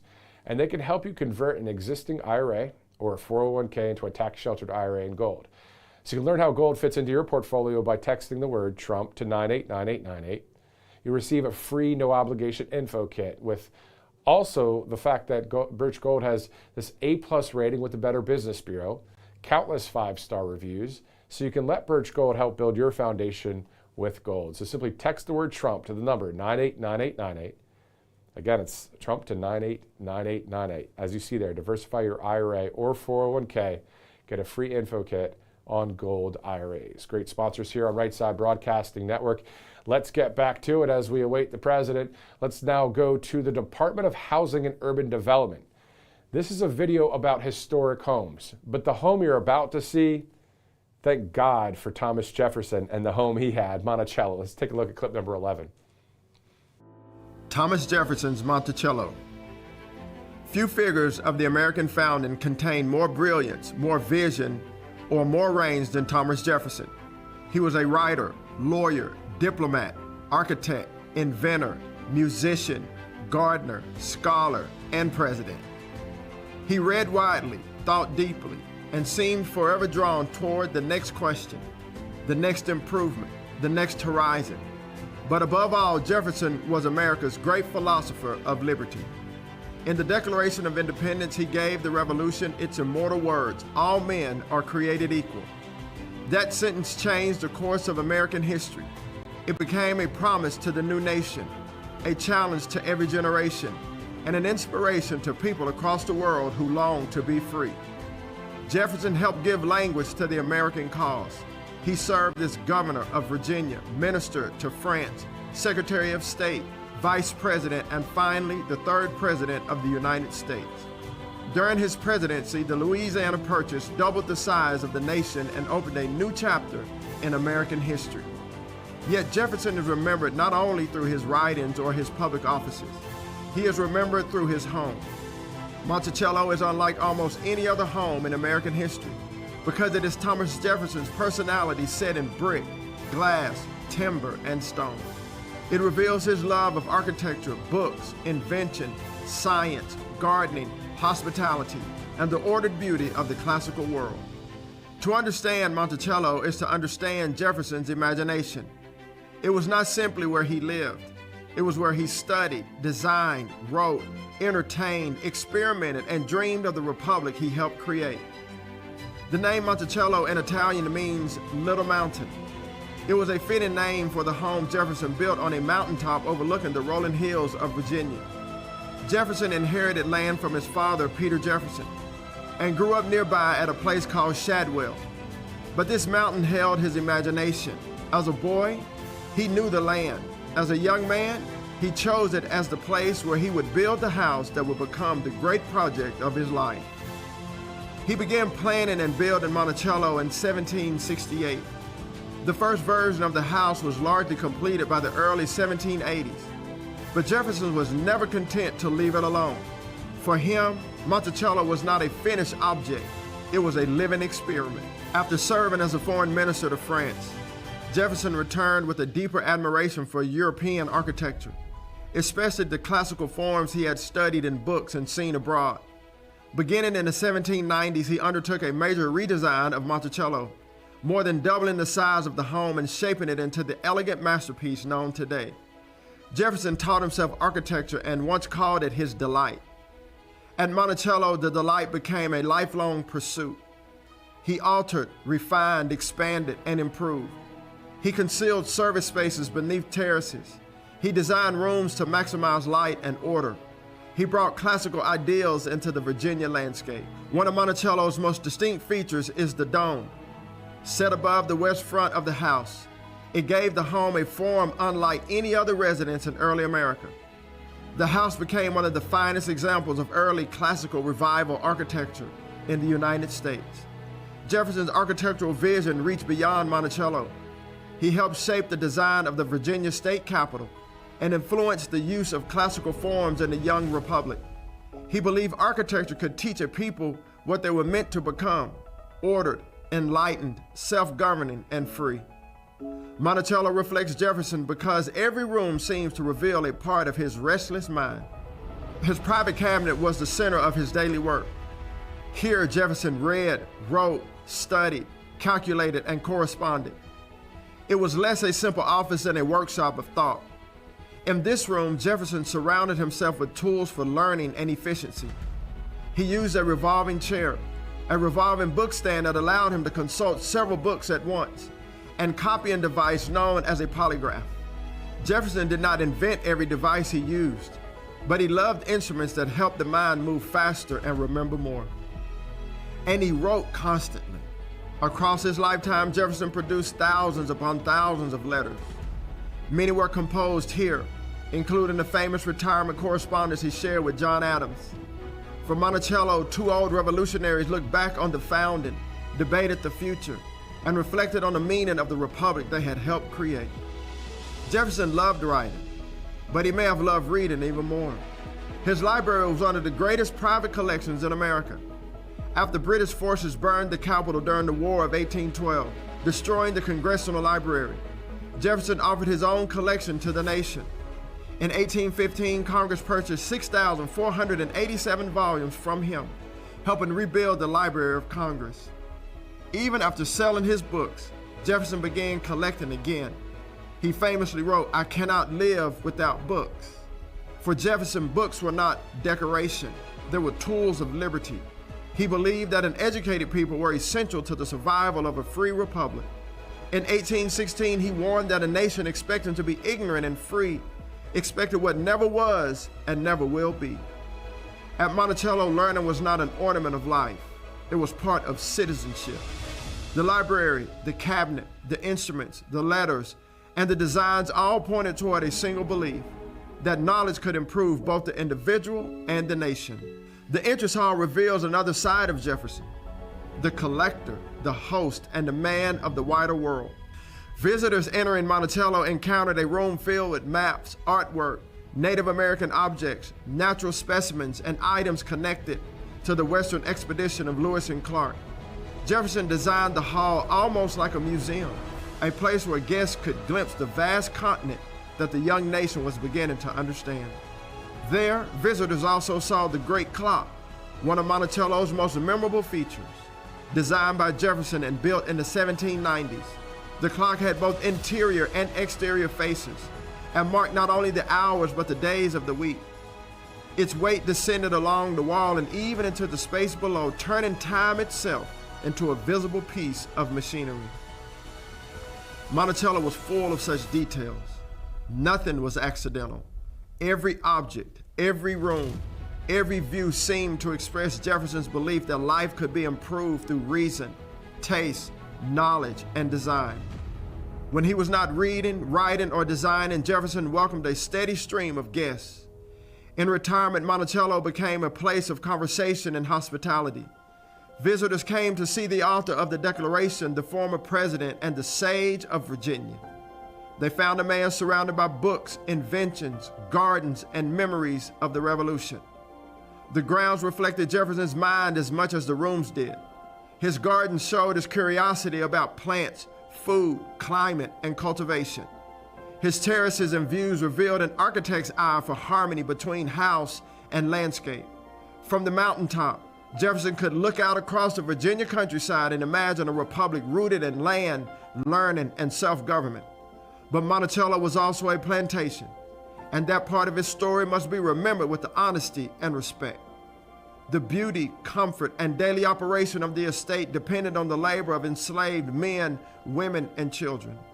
Mulberry Road, near the main house, was a center of work where enslaved and free laborers carried out skilled trades and daily tasks that sustained Monticello. This truth belongs to the history of the home. It reminds us that Jefferson's world, like the young nation itself, contained deep contradictions. The man who wrote the words, "All men are created equal," lived in a society that denied liberty to many. Jefferson recognized slavery as a moral wrong, yet he remained bound to it throughout his life. To tell the story of Monticello fully is to remember both the genius of Jefferson's vision and the lives of those whose labor made that world possible. Monticello stands as one of the most beautiful and revealing homes in American history. It is the house of a builder, a reader, a writer, an inventor, a statesman, and a dreamer. It shows Jefferson's faith in reason, beauty, education, improvement, and self-government. It captures the mind of a man who believed that knowledge could elevate a people and that architecture could give form to Republican ideals. From this little mountain, Jefferson studied the world, shaped his home, welcomed guests, wrote letters, planned gardens, and reflected on the meaning of the American experiment. Monticello does not merely preserve where Jefferson lived. It preserves how he thought. Its rooms revealed his curiosity. Its books reveal his hunger for knowledge. Its inventions reveal his love for improvement. Its classical lines revealed his hope that the new republic might draw strength from the wisdom of the ancient world while building something new. And above all, Monticello reminds us that Jefferson's greatest words outlived even Jefferson himself. All men are created equal became more than a line in a document. It became a seed planted in the nation's conscience. It would challenge kings and empires. It would inspire reformers, abolitionists, and generations of Americans who demanded that the promise be made real. Monticello remains because Jefferson remains. Brilliant, visionary, complex, and central to the American story. It is his home, his mirror, and his monument, a little mountain from which America can still see the height of its ideals. Awesome stuff right here on Right Side Broadcasting Network. I was thinking about, we're celebrating America 250, Freedom 250, USA 250. So great to play those kind of videos, especially that they're pretty new from the Housing and Urban Development Secretary, Scott Turner there. So great to see that about one of our greatest presidents of all time, of course, Thomas Jefferson, one of our founders. There's a small list of great presidents, isn't there? We know which ones those are. And we know that we have one of them with us right now in Michigan. So let's go to a couple of our sponsors in the meantime. Let's go to Kalshi.com/RSBN. So we know you can go on the QR code if you'd like. You can download the app, and you can also go to the website. So Kalshi.com/RSBN. 3 ways to get to Kalshi. And if you're just joining us, there are a ton of political trending topics on there that people are putting money on the line or just, checking out the polls. All about the Save America Act, the Strait of Hormuz, who's going to win the presidency in 28, 29, that kind of thing. So people are just having fun on that site there, and you can too if you like, calci.com/RSBN. And most of us know there's chlorine in our tap water. We smell it sometimes, we shrug, then we sometimes drink it anyway because we've been told it's what keeps our water safe. But what they don't tell you is what chlorine becomes after it's added to your water, and that's why it's so important to filter your water through Cove Pure, because we're told chlorine itself, of course, isn't even the biggest problem. Chlorine levels in your water are regulated, but what's not regulated are the chemicals that form when chlorine reacts with naturally occurring organic matter from rivers, soil, and plant matter. So when chlorine interacts with those particles, it actually creates this chemical byproduct called THMs. Well, the government itself calls THMs probable human carcinogens. They've been linked to disruption of your gut and also linked to cancer. So those pitcher filters you get at the store, they just won't fix this. They improve the taste of chlorine, they mask it, but THMs require something far more powerful, and that's exactly what Cove Pure is, because they have that Clearwave reverse osmosis technology that's certified to remove up to 99.9% of contaminants. And it's not just chlorine that it gets rid of and THMs and all of that. Fluoride, PFAs, pharmaceuticals. Basically, if it isn't water, Cove Pure removes it.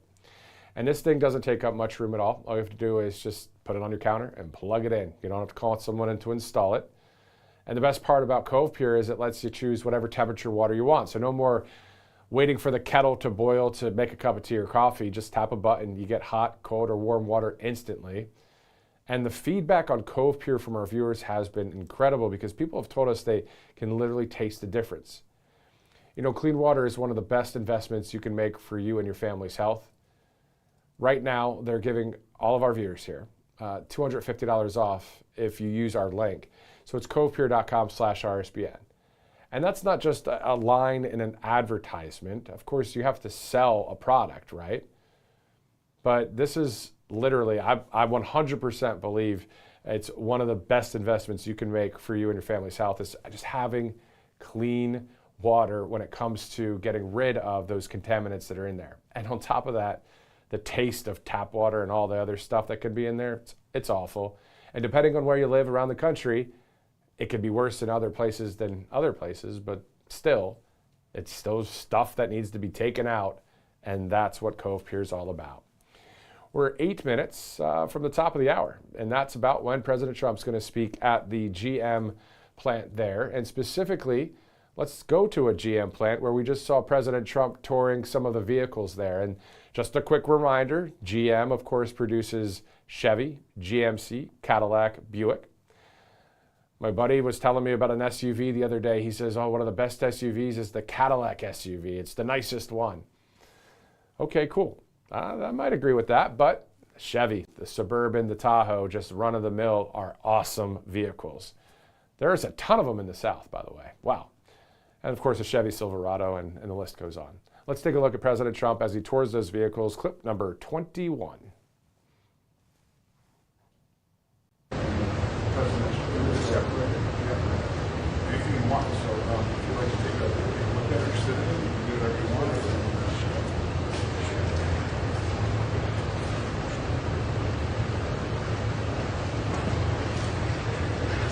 Obviously, the package and the distance will be different, but the elements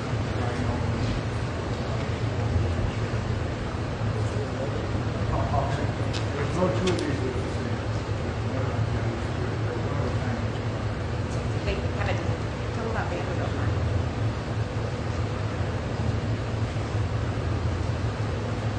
We have a special place.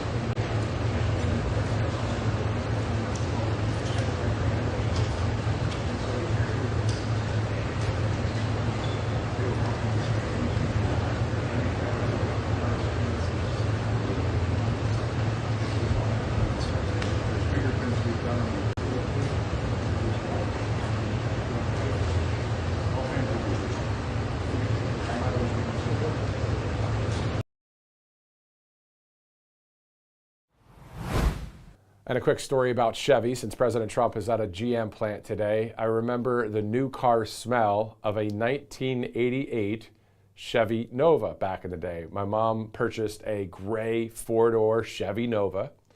I was 7 or 8 years old, And I remember her driving it home and getting in the car and all excited. Chevy Nova. Anyway, let's take a quick commercial break. We'll be right back here on Right Side Broadcasting Network.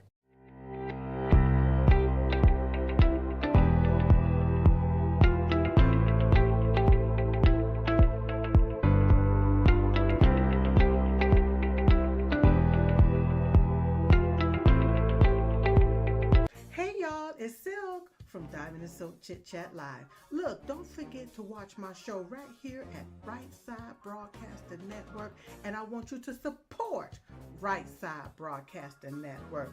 It's imperative that you do so, okay? Bye-bye. Welcome to Right Side Broadcasting Network, your trusted conservative news outlet. At RSBN, we deliver the truth when the mainstream media falls short. Since 2015, we've proudly broadcasted every single one of President Trump's iconic MAGA rallies, bringing you the excitement and energy live before anyone else. By watching RSBN, you get an unfiltered front row view of the action on the ground. We interview the crowds to give a voice to millions of Americans just like you. We show you President Trump's speeches in their entirety, free from interruptions and censorship. We cover the stories that matter to you with the integrity and passion you deserve. Thank you for choosing RSBN as your home for America First news. Together, we stand strong, united, and informed. So join us and be part of the right side of history. MyPillow's second annual mega sale is finally here. Get our patented premium MyPillows that adjust your exact individual needs to give you the best sleep of your life. When I got my pillow, I'm asleep almost immediately. I stay asleep at night and I wake up more well-rested in the morning. I guarantee they're going to be the most comfortable pillows you'll ever own. King size only $24.98, queen size only $19.98.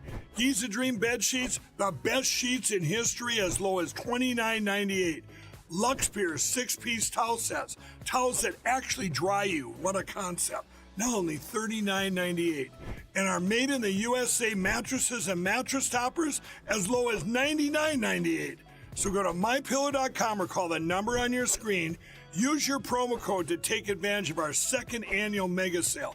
Plus free shipping options available when you order today. So don't delay, order now. Welcome back to Right Side Broadcasting Network. We're going to get back into some more details about President Trump's trip to Michigan. Of course, he's speaking at the GM plant coming up in just about 3 minutes from now. And we'll be here on standby just in case it doesn't start right at 3 o'clock. Let's go to a couple other topics that we're following here on Right Side Broadcasting Network, and we'll get into those details about Michigan again in just a second.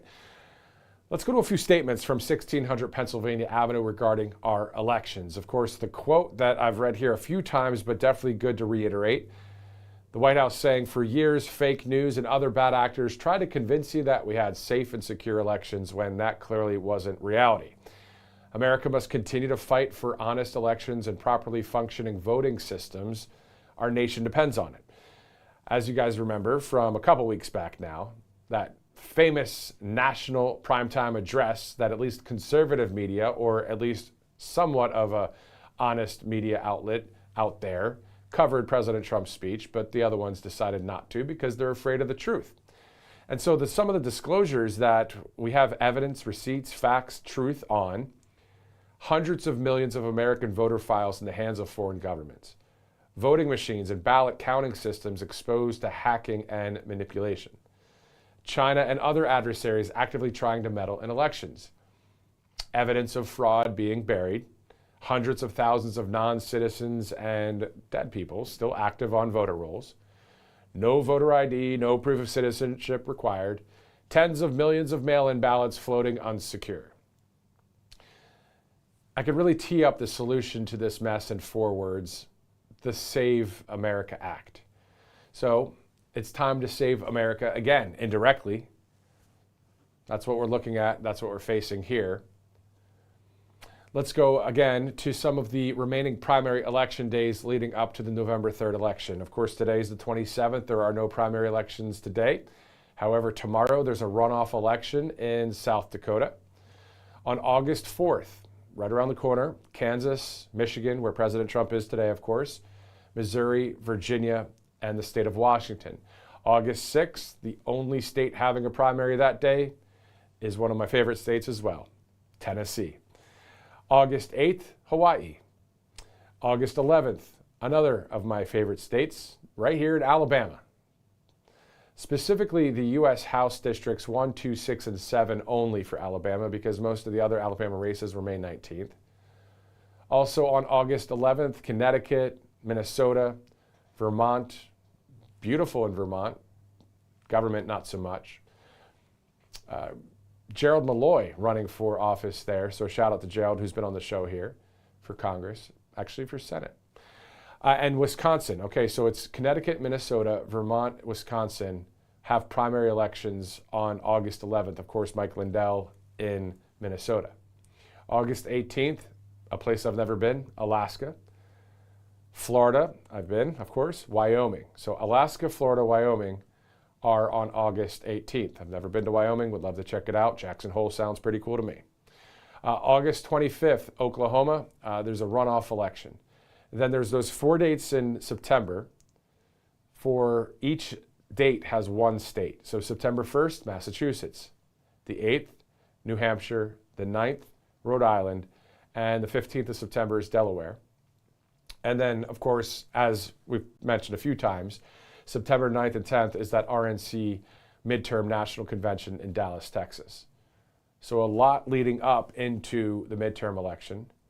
On the heels of the president's speech just the other night, national primetime address. All right, let's go to, maybe we have the clip in. I'm not sure if we have this DOW presser in yet, but if we don't, we can go to a few more items about this Michigan trip for President Trump. If you're just joining us now, of course, the president not in that building, but several hundred, or how many, I don't know, maybe it's 800 miles away in Michigan. I have no idea how far DC is from Detroit, and I'm going to look it up because I like to know how accurate I am with a random guess. But anyway, while I do that, made in Michigan again. So President Trump's trade agenda is really supercharging American auto manufacturing, because the president's return to Michigan today to visit the General Motors Proving Ground in Milford will celebrate the roaring comeback of American auto manufacturing under his leadership. And since taking office, President Trump has ignited an automotive renaissance, anchoring and onshoring production, restoring factory jobs, and making vehicles in Michigan again. Before I continue, let's go to All Family Pharmacy, as we are live here on Right Side. We've been live since about 1:30 Eastern Time. You've probably been hearing about that cyclospora parasite that's been making headlines lately. Well, health officials are investigating this growing outbreak that has now been reported in 31 states. The parasite can cause all sorts of symptoms, from stomach cramps to severe diarrhea, nausea, fatigue. It's also a good reminder that unexpected illnesses can happen, which is why it's important to have a pharmacy you can count on for easy access to essential medications, and also physicians that can provide a prescription when you need it. That's where All Family Pharmacy comes in. They've made healthcare simple. You can order medications on their website and get the prescription from their doctors if needed. Then your medications are shipped directly to your door. So they offer antibiotics like Bactrim, which is commonly recommended for this infection. They also have antiparasitic and also everyday maintenance medications, allergy medications, and hundreds of other prescriptions. All you have to do is visit allfamilypharmacy.com/RSBN. You have 3 spots right there at the bottom. The website, the QR code, the phone number, 561-717-6794.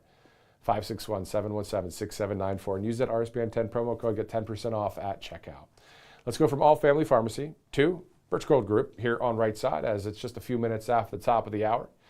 Of course, we wouldn't be celebrating America 250 if it wasn't for a strong foundation set by the framers. Now, Alexander Hamilton built America's financial foundation on the principle of sound, stable money, a principle later embodied by the gold standard. However, of course, we abandoned that discipline in 1971 and have since seen inflation erode the dollar's value. So the question is, what is the foundation of your savings? Is it gold, or something that can be shaken, disrupted, or devalued? Birch Gold Group has been helping Americans solidify their savings with gold for the past 15 years, and they'll help you convert an existing IRA or a 401k into a tax-sheltered IRA in gold. You can learn how gold fits into your portfolio by texting the word Trump to the number 989898. You receive that free, no-obligation info kit. They have that A+ rating with the Better Business Bureau and countless 5-star reviews. So just let Birch Gold help build your foundation with gold. Text the word Trump to 989898 today. Get that free info kit and work alongside Birch Gold Group. All right, we are live here on Right Side Broadcasting Network. We see that President Trump will be delivering remarks in Milford, Michigan at the GM plant there. He was touring some of the vehicles. Let's go back to that clip. I believe it's clip 21, just of him doing that. And then maybe right after that, we'll go to the video of him watching one of the drag races there. So let's go to both of those clips back to back. We'll be right back here on Right Side.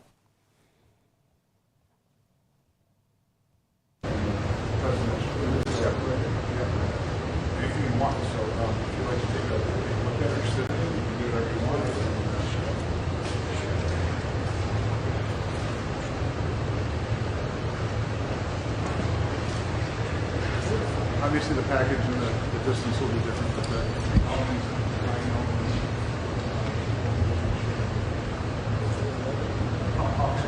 there's no two of these that are the same.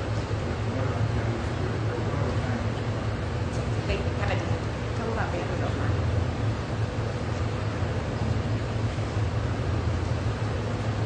We have a special place.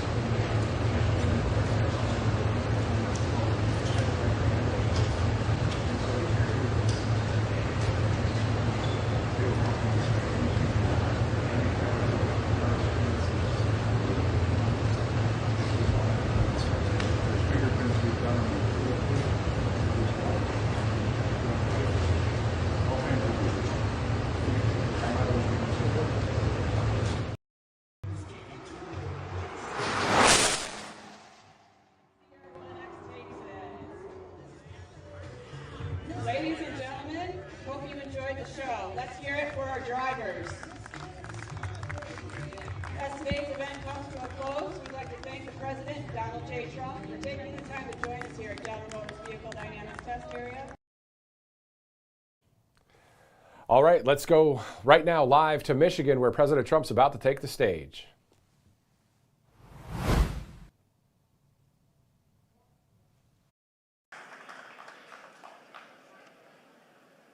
Thank you very much. Today marks our first presidential visit to the Milford Proving Ground. And it is my honor to welcome all of you, including our distinguished guests, and especially President Donald J. Trump. On the tracks and in our labs, we test everything we build in the U.S., from trucks that move America to technology that will take us back to the moon. And for 100 years, we have engineered and built our vehicles right here at home, because GM's story is part of this country's story. This month, we celebrate America's 250th anniversary, and I want to recognize the people who built this country, like the talented and dedicated team members with us today.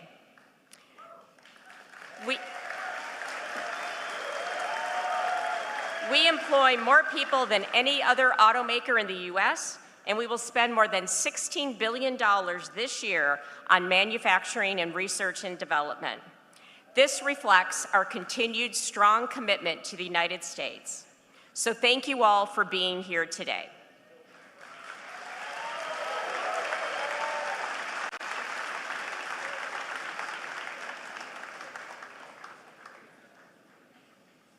Ladies and gentlemen, the 45th and 47th President of the United States, Donald J. Trump.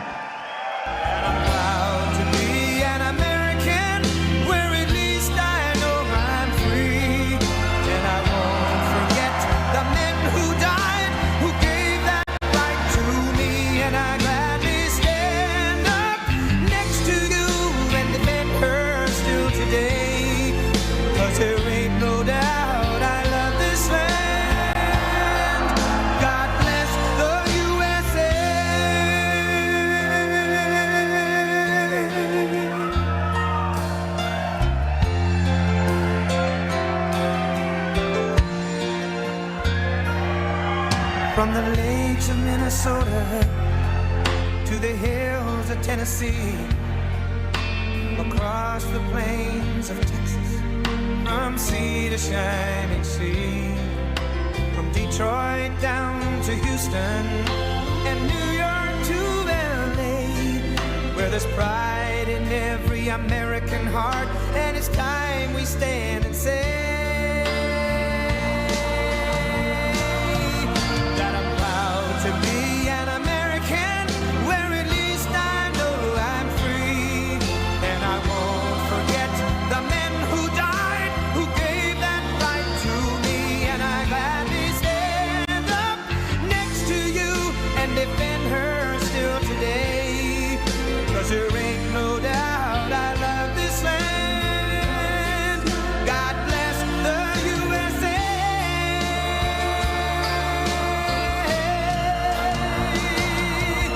And I'm proud to be an American, where at least I know I'm free, and I won't forget the men who died, who gave that right to me, and I gladly stand up next to you and defend her still today, 'cause there ain't no doubt I love this land. God bless the USA.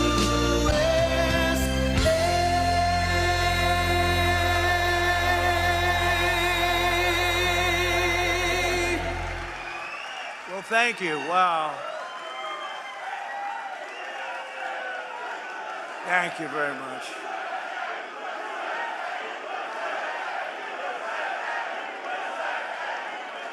Well, thank you very much. It's an honor to be back. I love this place. I won. This place is beautiful. This beautiful state, we won by a lot. Great to be back in Michigan, and hello to the men and women of General Motors.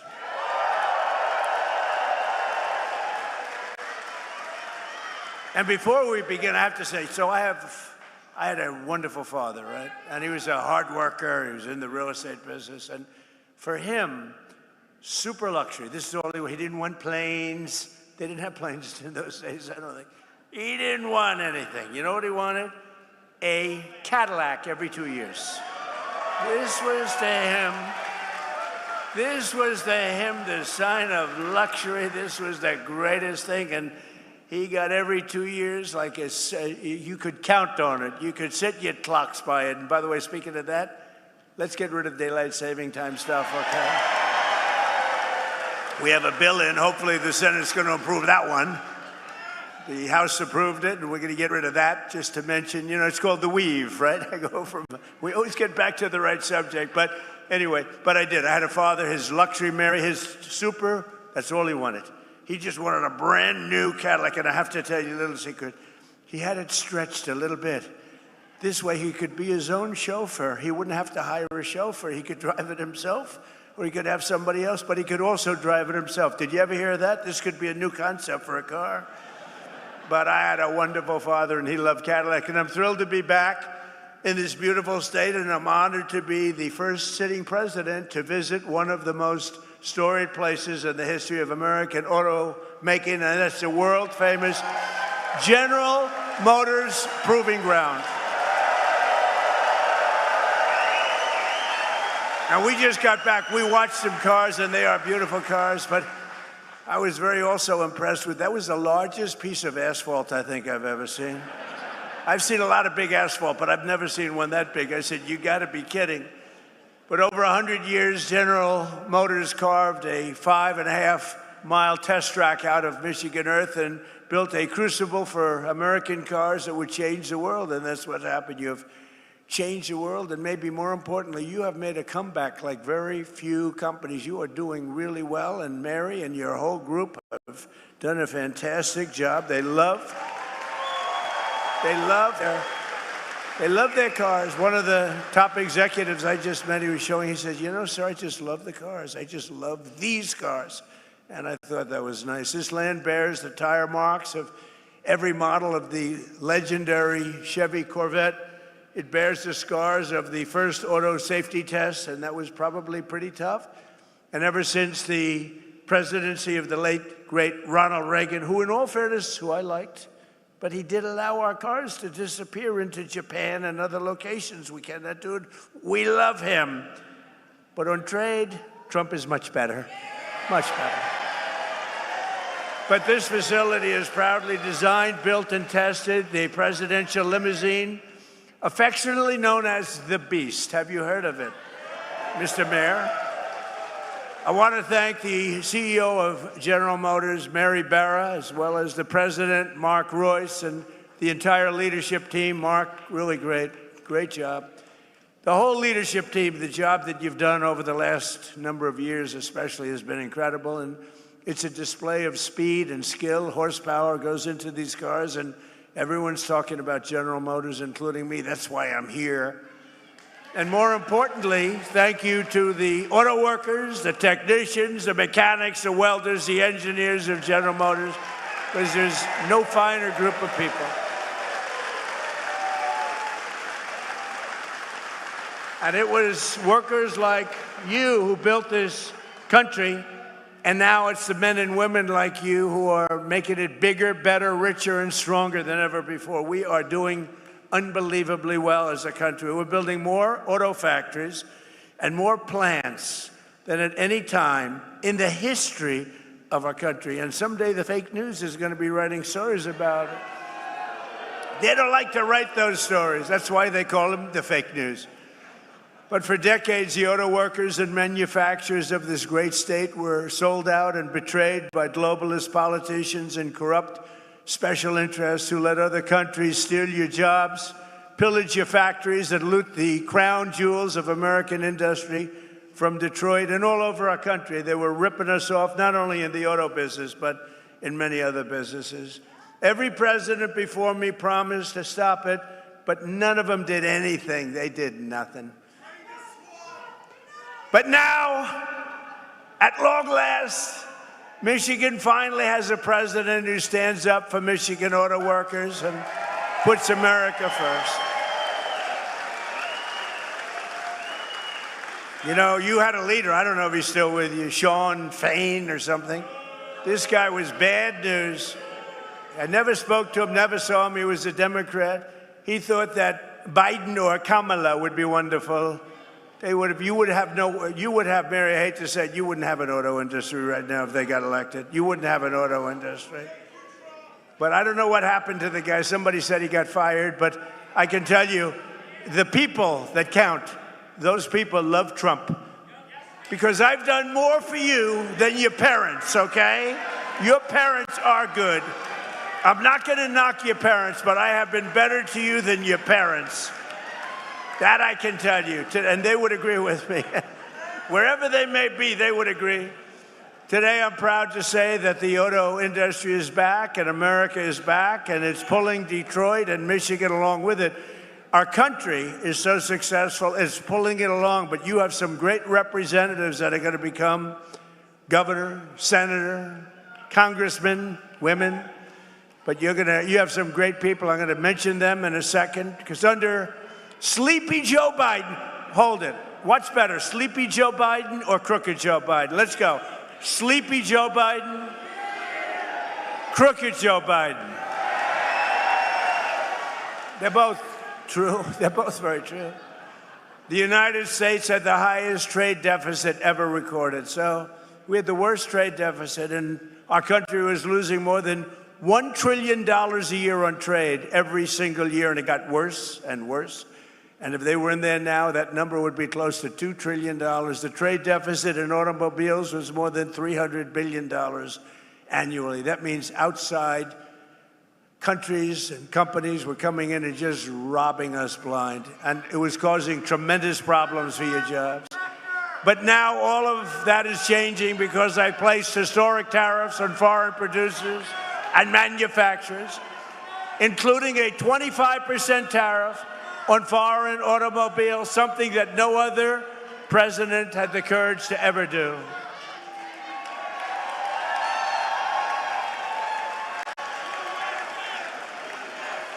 He's a communist. He's a communist.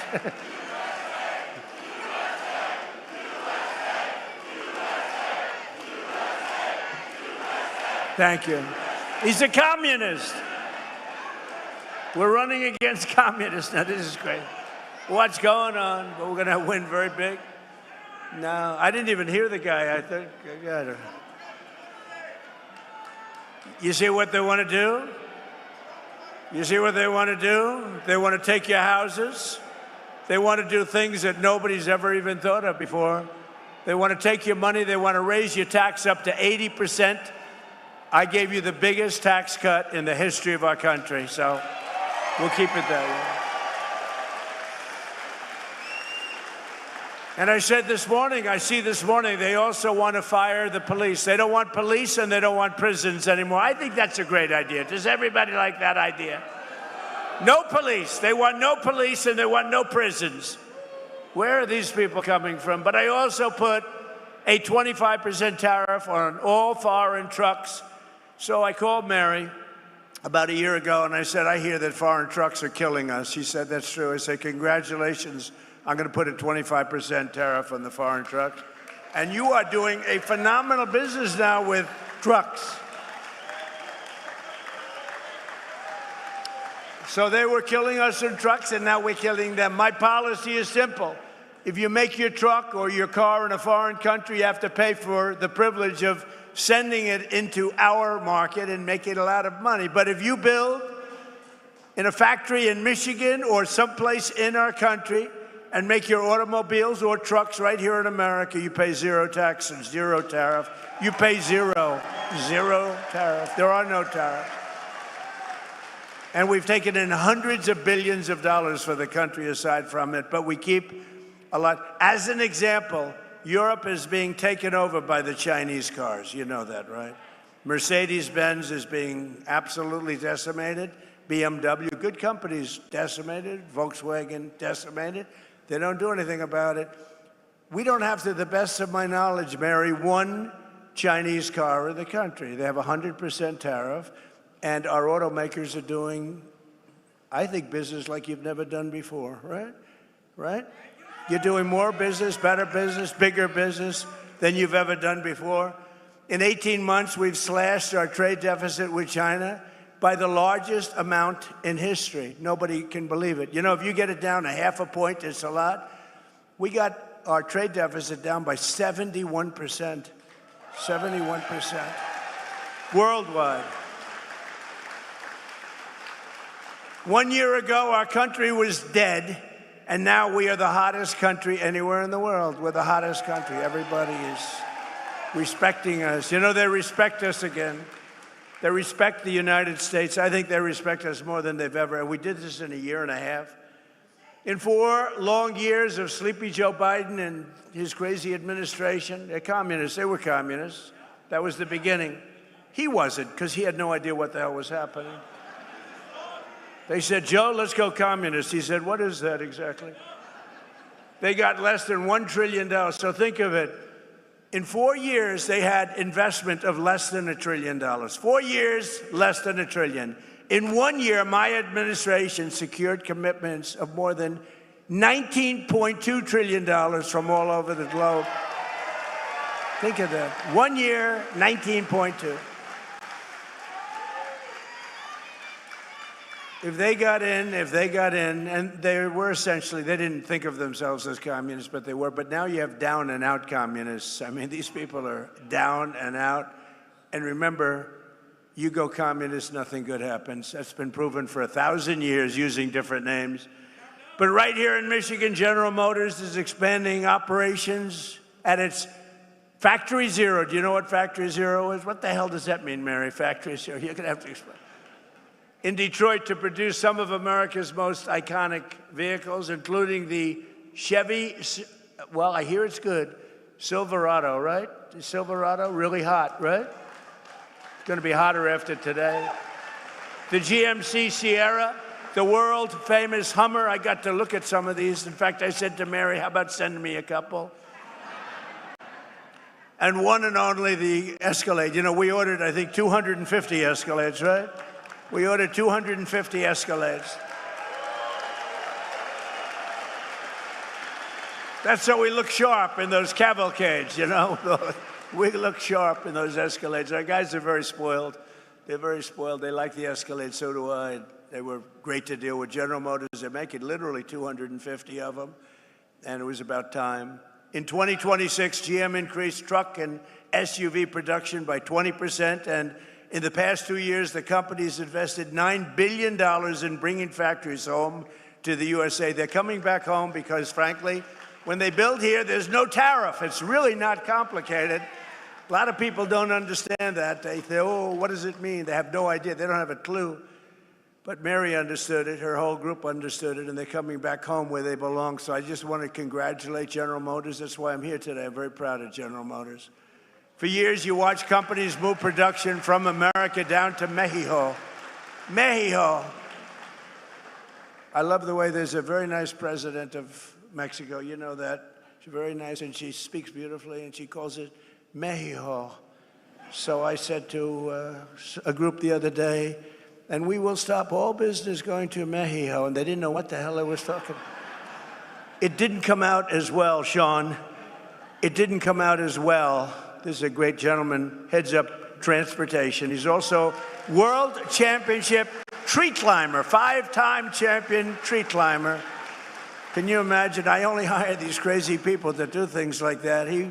He was the lumberjack. He was the world champion going up a tree 100 feet, right? That's high. I saw an old picture of you doing it. I said, he's crazy. That's why I like him. But he's a 5-time world champion. You know who that is. So, and his wife maybe is even superior, a big star of television, Rachel. She's doing all right. Sean Duffy, Rachel Campus Duffy. But, you know, I liked him a lot. I always liked him. But when I heard he was a world champion of a tree, but any kind of world champion I'm okay with. When you're a world champion of anything, but that's pretty good.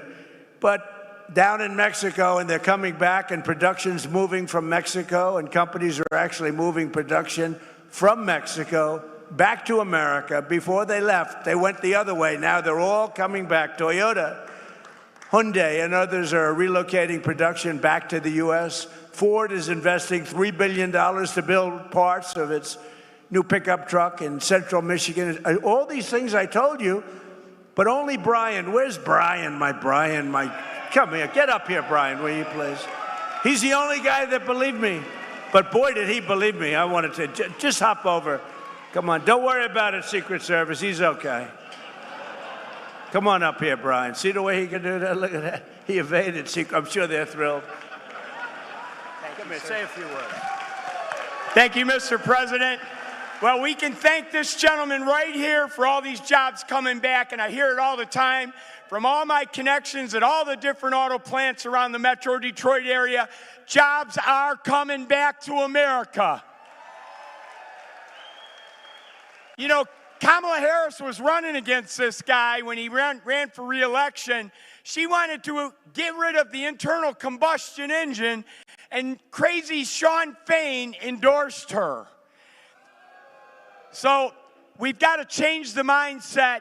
We've got to build, if they want to sell in our market, they got to build it in our market. And that's what this guy told them. So thank you, Mr. President. It's because of you. You saved our domestic auto industry. Thank you.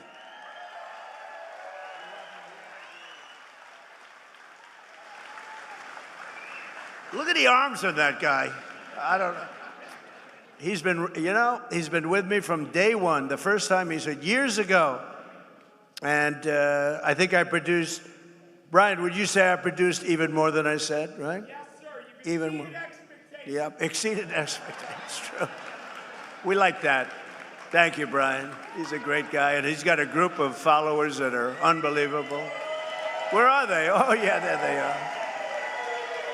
He's got a great group of people. But for decades, we were told that it was totally impossible to bring back American manufacturing. Obama would say it. Remember Barack Hussein Obama? He was so bad for the auto industry. I don't know, Honestly, I don't know how you vote for Democrats because they are so bad for the industry. But it turned out that all you really needed to get him back was a new president, somebody that understood business, understood what it was all about. I've been complaining about it for many years. On day one, I ended Biden's insane electric vehicle mandate that would have crushed the U.S. auto industry forever, would have never come back. Remember that? Everybody was supposed to have an electric car within, 15 minutes. and I don't want to say this in front of Mary because she'll change your mind, but it takes far fewer people to build an electric car. That doesn't mean they work better, but it takes, and if you want an electric car, they make electric cars too. But if you want to buy a combustion, if you want to buy anything you want, they make. We don't want to do that stuff, but right now we've been right on that bet. I said, no, it's not going to happen that way. I terminated Biden's disastrous cafe fuel standards. You know what that is? That was a short road to bankruptcy for every single car company in this country and a total disaster that would have killed the internal combustion engine. They wanted it dead within 5 years. As long as I'm president, that will never happen, but it's going in the opposite direction. Remember, we have a 1,000-year supply of gasoline. China doesn't. China doesn't. We have 1,000 years. We have more gasoline. We have more oil. Now, when you add Venezuela to it, we really have more oil. One day. And Venezuela's been great. They've been doing a great job. We're working with them. Take millions and millions of barrels of oil. But they're doing well, and we're doing well. One day. You know, a lot of people were against that war. We don't want the Venezuela. What are you doing? What are you doing? After we won in about 48 minutes approximately. They said, oh, that was a good move. Well, the same thing's happening in Iran. People just don't see it. We have destroyed their Navy. We've destroyed their Air Force. We've destroyed their leadership. We've destroyed their anti-aircraft weaponry. Their drones are being made at a rate of about 7%. We destroyed most of their drone manufacturing capability, their missile manufacturing capability. And right now they're talking to us about making a deal. But if we didn't do it tough, there would be no talk. You know, for 47 years, which is really 50 because people have been using 47 years for 3 years at least. But for 47 to 50 years, they have been talking, and all they do is tap everyone along. They were the bully of the Middle East, and they were the bully of us. And Obama came along and gave them tens of billions of dollars. He gave them $1.7 billion in green cash. Remember that? Put them on a Boeing 757, flew it to Tehran, $1.7 billion in green. He thought he could bribe them, and instead they thought, what a stupid country this is. How stupid. No, you can't bribe them. You got to beat them, and we're beating the hell out of them. But we'll see how it turns out. Right now, they have very friendly negotiations going on. And by the way, how good is our Navy with a blockade? How good? Not one boat gets in. We have a blockade. They'd love us to, please, we don't want the blockade anymore. They're saying, please, please, no blockade. And I approved the single largest deregulatory action in American history, repealing what is known as the endangerment finding, which will save American families an average of almost $3,000 on new cars, SUVs, and trucks. What a difference. And today I'm giving all American car companies the right to build what are known as tiny cars. You know what that is? These little, because I go over to Europe and I see these little cars all over the place. And I say, why aren't we making them? They send some over. But Sean Duffy, the Secretary of Transportation, has just cleared it. I was with him on the plane. I said, Sean, did you clear that? No, sir, not yet. I want it done now. Oh, it's done. He knows what. He's very smart. He's a very smart guy. No, but you're all cleared, Sean? So your company, Mary, if you want, I mean, you have the choice. It's a tiny little, beautiful little car. I'm not sure I want to get hit by one of your Silverados, okay, or one of your Cadillacs, but you'll make them as safe as possible, right? You put a little cocoon around them. See, I would have been a wonderful automobile designer. But you have the right to do it, and they sell, inexpensively. They're actually beautiful. I don't know if I'm going to be using one. I'm not sure if Secret Service would love me driving around in one, but there's a tremendous market for it, I think. It really is a tremendous market. They are quite something. And thanks to our Republican majorities in Congress, we also made interest on auto loans fully tax deductible, but only if the car is made in America. If it's not made in America, we have no interest in doing that. And I apologize for the air conditioning, but this room was not built for thousands of people. This room was built for a few people making cars, not for thousands of people. And it is a little warm up here, but I love that because every time I make a speech, I lose weight. It's wonderful. It's a wonderful way to lose weight. Under our leadership, investment is booming, incomes are rising, and the stock market has 73 all-time highs. Think of that. In a year and a half, we've had an all-time high. And your 401ks are up by $32,000 and more in just a year. And one statistic that I say, because, you know, the fake news, the reason they're fake news, they're terrible. Terrible people in many cases, not in all cases. You have some professionals, but they refuse to say there are more Americans working today in the United States of America than at any time in history. How about that? That's, to me, that's a stat that's hard to beat. And it was just announced that inflation is dropping at the fastest rate in more than 6 years. We're dropping it. You know, I inherited this mess. I inherited an open border where 25 million people came in. Many of these people were criminals, murderers, people from jails, people from mental institutions. I inherited that. We've got a lot of them out, and we're getting a lot of them out. We have 11,888 are murderers, many of whom, they say more than 50% of whom killed more than one person. We don't want them in this country. They allowed them to come in through the stupid open border. They came in like water. You've seen it. And right now, it was just announced, again, this is now the 15th month in a row, 0 people have come through our border illegally. 0.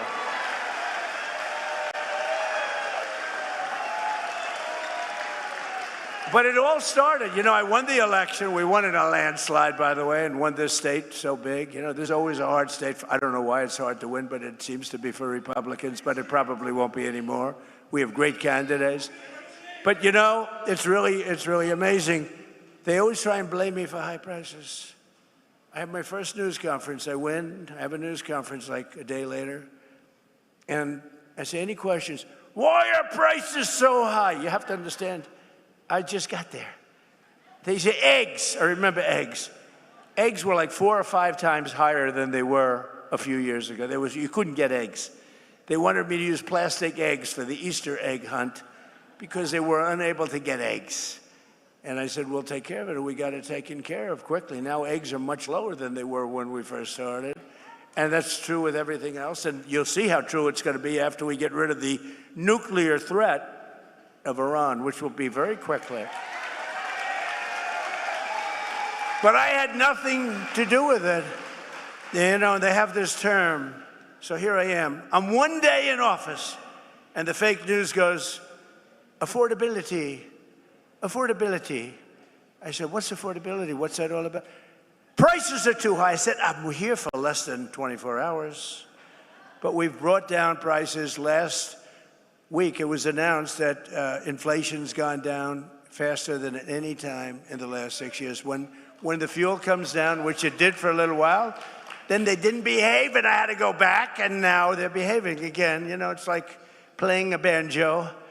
But every day we're fighting to put more money in your pockets, and that's what we're doing, and we're doing it better than anyone. At the same time, we're making this country safe, because we're not going to let lunatics have a nuclear weapon. You want to see disruption? You want to see some disruption? But with the help of our Republican majorities in Congress, I proudly signed the largest tax cuts in American history for the second time. Because in my first term, we had the greatest economy in the history of our country.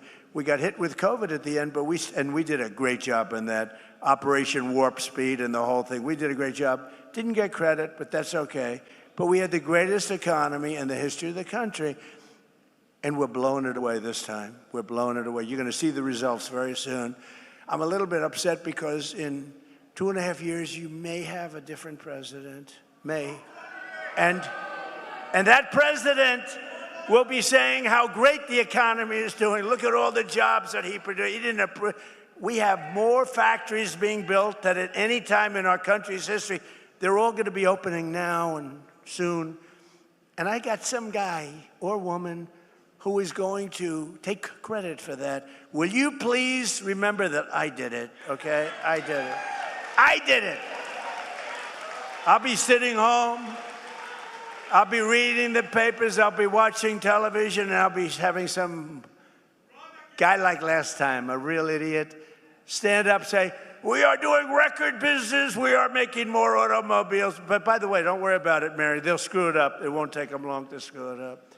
But we're not going to let that happen. Our great, big, beautiful bill gave us no tax on tips, no tax on overtime, and no tax on Social Security for our great seniors, right? That's our big deal. And the overtime you're working, and I don't know much, but I know you're making a lot of cars, more than you've ever made before. I assume, are they getting a little overtime, Mary? She doesn't want to say it. She is. I know you are. No tax on that overtime. Think of the no tax on tips in Nevada. I went, and a young lady came over, a beautiful waitress. She was a waitress and very beautiful, but I'm not allowed to say that politically, because if you call somebody beautiful, that's usually the end of your political career.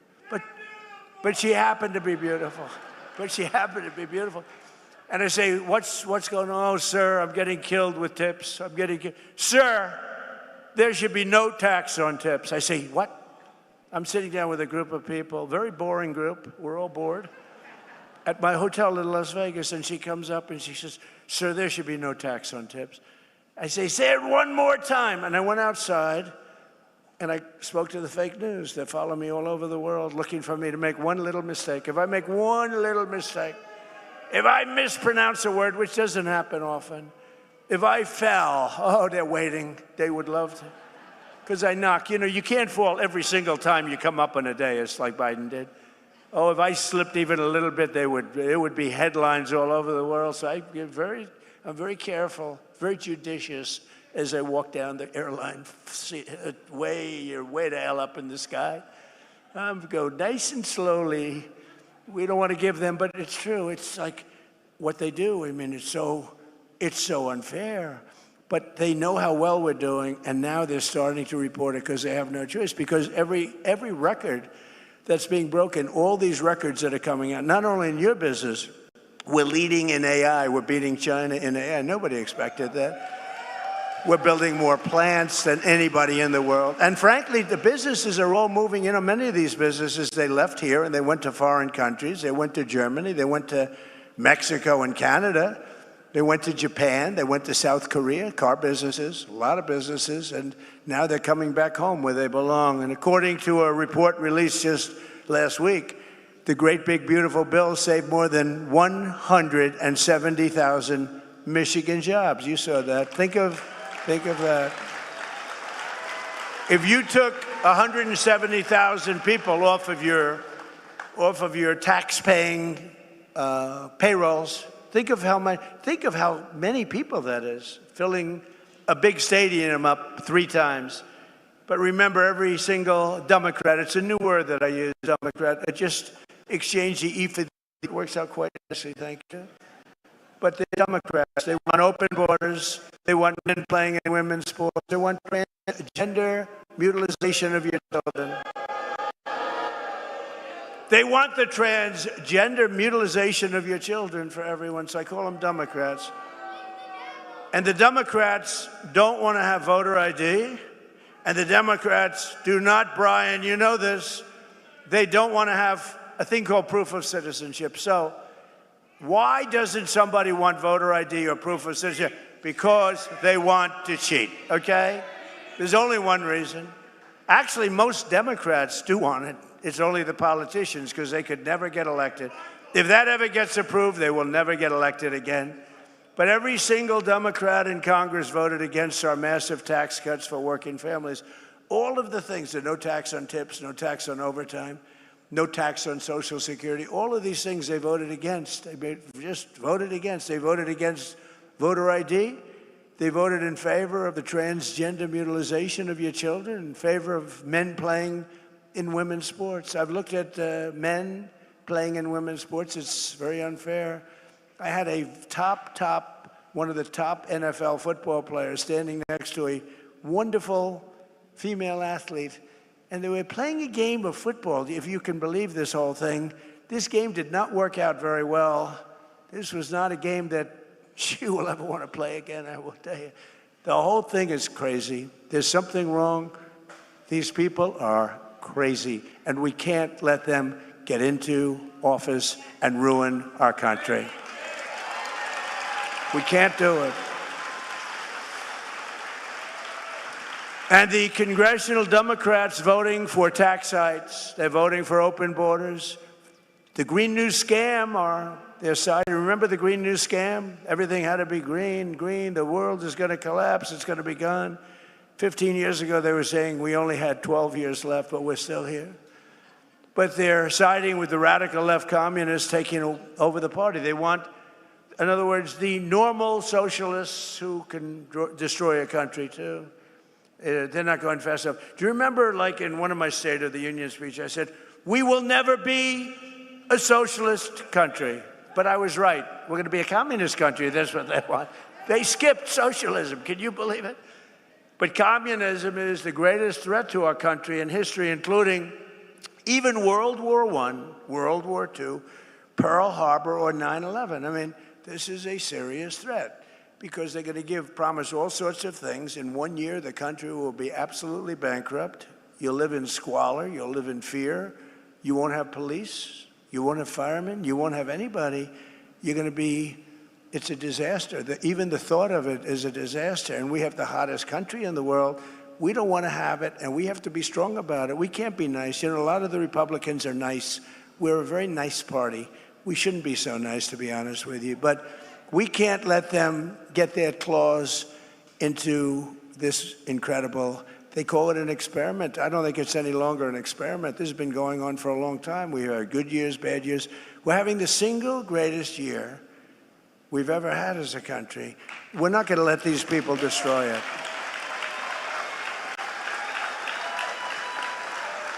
And you know the other thing, I'm just thinking now, you know, I do a lot of these speeches and I end up reading about 20%. Isn't it nice to know that you have somebody that doesn't have to read a speech? And it's even better to know that you have somebody that can read a speech if he wants to. The other guy couldn't even read a speech. But I'm just thinking about it. This is maybe going to make news because I've never said it. I'm just thinking about now, when they take something over, it's always dirty. The sidewalks are dirty. The people are, I hate to say this, not clean, okay? The curbs are loaded with you-know-what. The smell is terrible.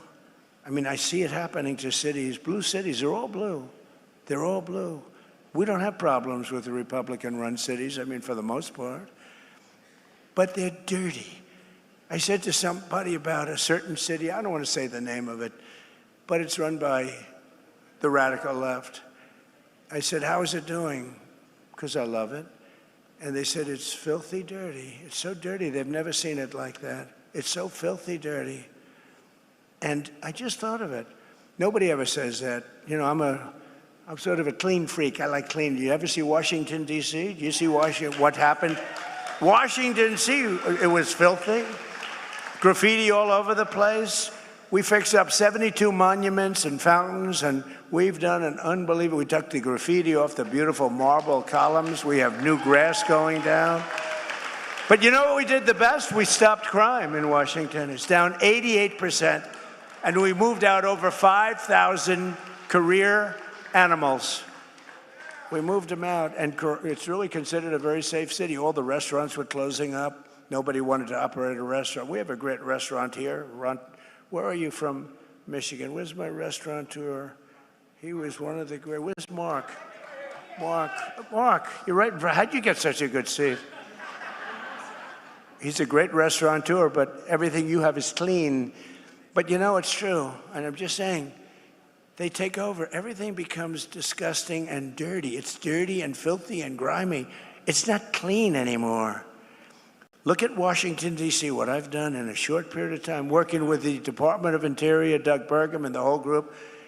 We have done some job. We've taken graffiti-filled statues all over the city and monuments and waterfalls and everything, the beautiful reflecting pond where we get, I mean, we did some job. Somebody comes along and starts cutting it with a knife. They're sick.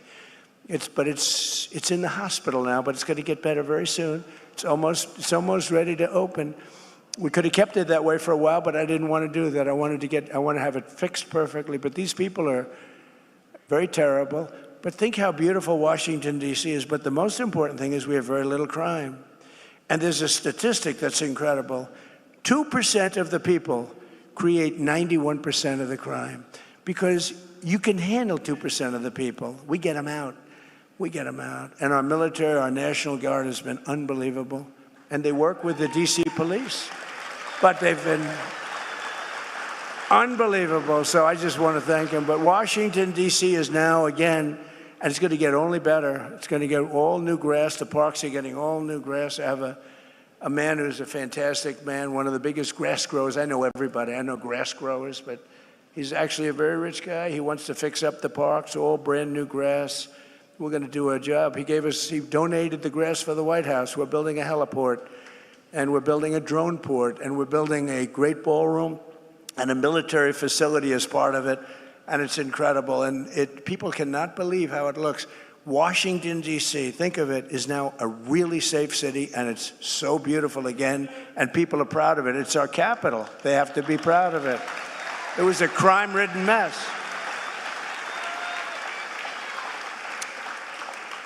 And the other thing, I got a call from the governor of Louisiana, and he said, sir, we have Mardi Gras coming up in New Orleans. Could you please help us? We are such a disaster. The crime is so bad, and they've had a lot of problems with crime. And I sent our team in there and called me back. He said, you know, crime is down almost 80%. Think of that, almost 80%. This was 8 months ago. And they had the safest Mardi Gras they've ever had. And in Memphis, Tennessee, the governor called, and the mayor called, the Democrat mayor called, that they need help. And Memphis was very, very dangerous. Companies were leaving, too much danger. It was really dangerous. You couldn't walk down the street. And now crime there is down 77%, and it's getting better all the time. And if they do that in New York, Chicago, Los Angeles, we would take care of it so quickly. But we have to get called. I want them to call us. I don't want to, they're running it. I want them to call us, and we will get rid of the crime so quickly your head will spin. But we're pleased to be joined today by some of the incredible patriots fighting for Michigan workers, including representatives, a friend of mine, she's unbelievable, Lisa McClain. Stand up, Lisa. Great. She's great. She is great. And she's tough, too, I want to tell you. I'm not going to say she comes in a small body, but she comes with she comes with fire and brimstone, right, Lisa? And we love Lisa, respected by everybody.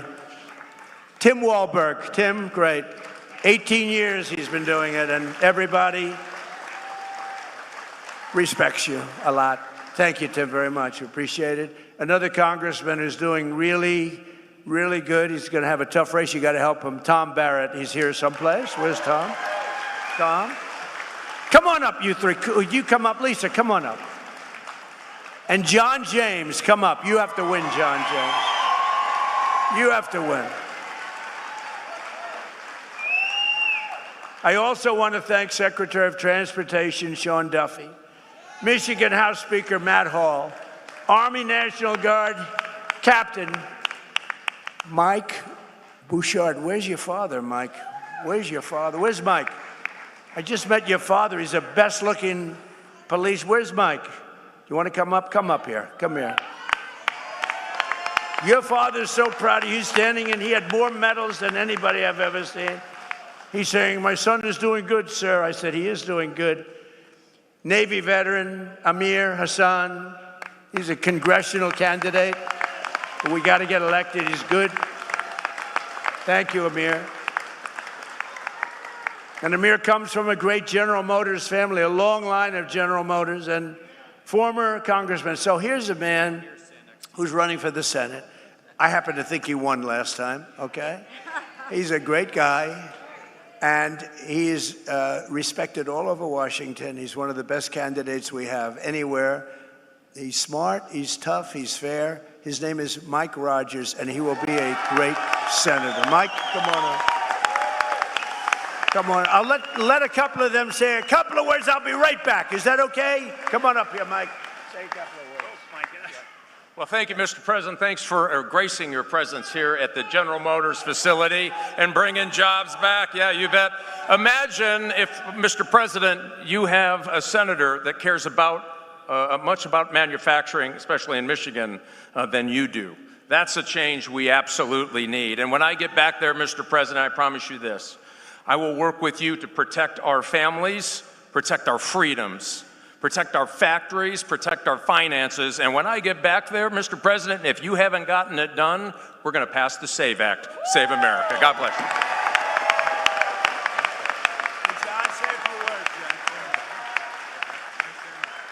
Well, again, thank you, Mr. President, for coming back to Michigan, where you've won 3 times. We very much appreciate your leadership. And as governor of the state of Michigan, we're going to be matching those Trump accounts. We're going to be taking care of our children. We're going to be matching those. You know, we have a president who keeps his promises. We have a president who looked at a situation and he said, you're going to have very fast planes in Macomb County. You know what he did? In the very first 100 days, the president of the United States, President Donald J. Trump, delivered F-15EX to Selfridge Air National Guard Base. The president has always been looking out for Michigan jobs. The status quo doesn't work for Michigan. And President Trump is pushing back. And as a result, President Trump signed my bill to protect our automotive industry against the harmful California EV mandates. And as a result, our jobs are coming back to Michigan. But most importantly, the president, because he's the best deal maker the planet has ever known, President Donald Trump, has got $19 trillion of investment back in the United States of America, but because of the failed policies of Gretchen Whitmer, a lot of that investment is not coming back here. Well, working with you, Mr. President, we're going to make sure that we have an environment where we can bring that investment back to the state of Michigan to create jobs right here for the best auto workers in the world. Thank you so much for your leadership, Mr. President. God bless you. We have your back.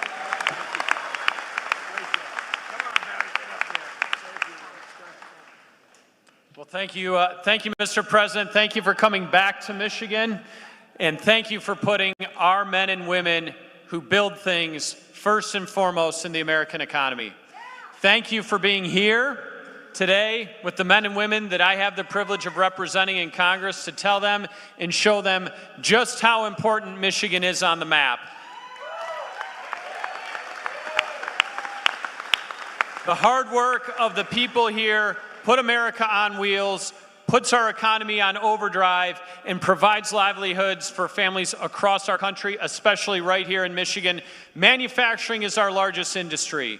Our president understands that. He's stepping up every single day to make sure that we bring more manufacturing jobs back to America, back here to Michigan, and I'm proud to stand with you today, sir, in recognition of that, and thank you so much for coming to Michigan again today.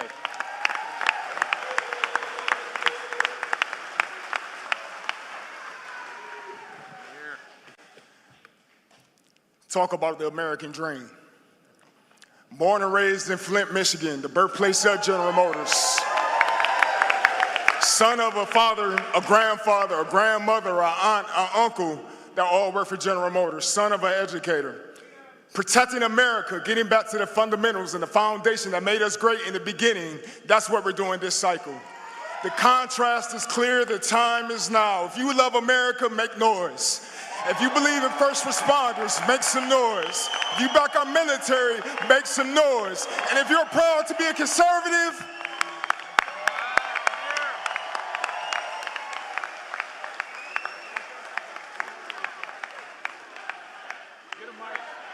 USA, let's go, baby. We are putting this country back on the map because we have a leader who stands up for us. Mr. President, thank you for coming to Michigan, but I also have to say thank you for defending our military and putting us in a position to succeed. This time last year, I was in Iraq. During the 12-day war, you put our military in a position to succeed because you gave the troops what we needed to survive. So my friends and I are home, sir, because you put us first. And you put Michigan first as well.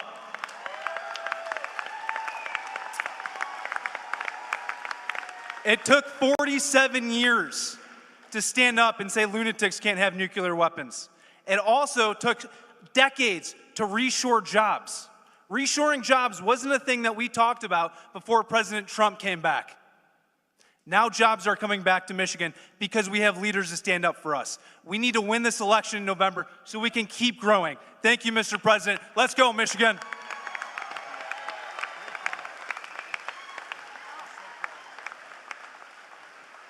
I didn't bring my box, so I apologize. But take a moment and look around. Look at how many people are filling this manufacturing facility. And why is that? That is because we love this country. And I'm going to share with you, if you love this country, you have got to get out there and make some noise. You have got to get out there and vote. You have got to get out there and tell your friends, your neighbors, anybody who will listen, that this is an election between common sense and communist crazy. And the leader of our party, President Donald J. Trump, isn't resting on his laurels. Promises made, promises kept. He told you he was going to secure the border. What did he do? He secured the border. He told you he was going to make his tax cuts permanent. And what did he do? He made your tax cuts permanent. The last thing we need to do is make sure we pass that Save America Act. And we will do that because we will secure our elections to make sure that this country continues to live in a democracy, to continue to be a republic, because there is nobody that loves this country greater than the man standing behind me, and that's our president, Donald J. Trump.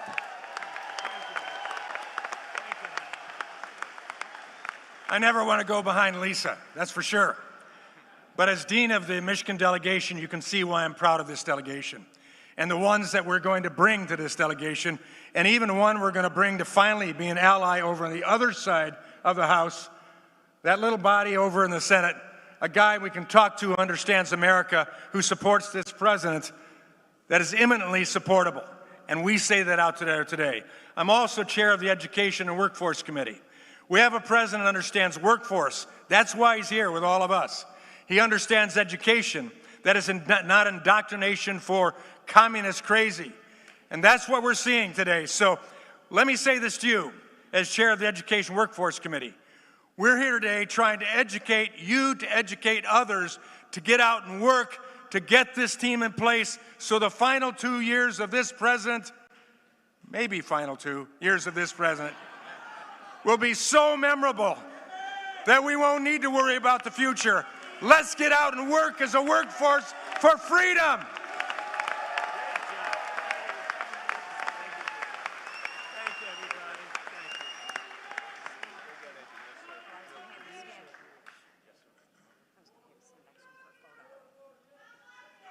Thank you, everybody. Thank you. Thank you. Thank you. Thank you very much. What a group. Thank you very much. That's a great group. We got to get them elected. Also with us is the mayor of Hamtramck, Amir Galib. Thank you very much, Mr. Mayor. And Mark, thank you very much for being here. Mark Zarkin, a great guy. And a man who's been with me from the very beginning. Again, I have to do it because this guy has been like, he got it a long time ago. Brian, thank you very much, Brian. Thank you. Thank you very much. Especially, he has been right from he got it right from day one, you know? So we don't forget that. 18 months ago, we inherited a catastrophe from the Biden and from the radical left Democrats. They created the worst inflation in 48 years, wide open borders with millions and millions of people from mental institutions, insane asylums, the world's worst prisons pouring into our country from all over the world. They came. They came from South America. They came from the Congo. They came from places from all over the world. We had transgender for everybody, men playing in women's sports, crime ravaging our cities, and the whole world was laughing at us as a stupid nation. They called us a stupid nation. But they're not laughing anymore. America is respected. again, I think like we've never been respected before. You saw I went to the G20, I went to the G7, I went wherever we go, they're looking at us as the real leader again. For a long time, that hadn't taken place. Under our leadership, we're making the largest ever investment in the United States Armed Forces.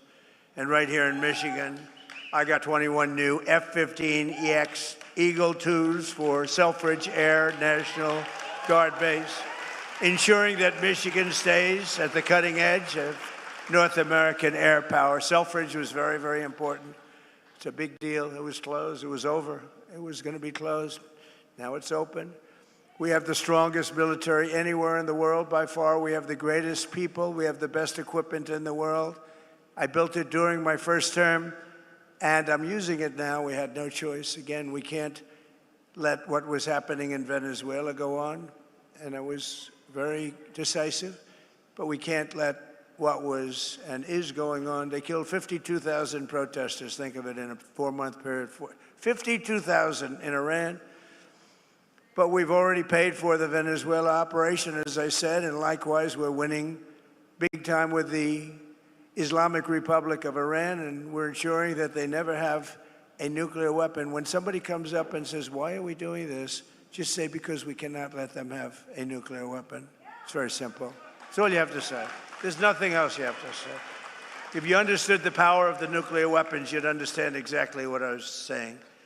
When I took office, we inherited the worst border in U.S. history, but we quickly turned it into the most secure border in the history of our country by far. And in the past 14 months, a number that's not even believable, but it is what it is. It's published every month. A historic record of 0 illegal aliens have been admitted into the United States. 0. And now, as you've been reading, crime is plummeting nationwide. Last year, we achieved the largest drop in the murder rate ever recorded to the lowest level in 125 years, 1900. That's before my father. Bring up my father. That's before my father was born. 125 years, lowest murder rate. And that's despite the fact that we have people in this country that shouldn't be here. That's despite that. But a lot of them are being brought out very rapidly. Under my most favored nation policy on drug prices, we're delivering the largest prescription drug price cuts in the history of our country by far, with differences of 400, 500, and even 600%. Nobody can believe it.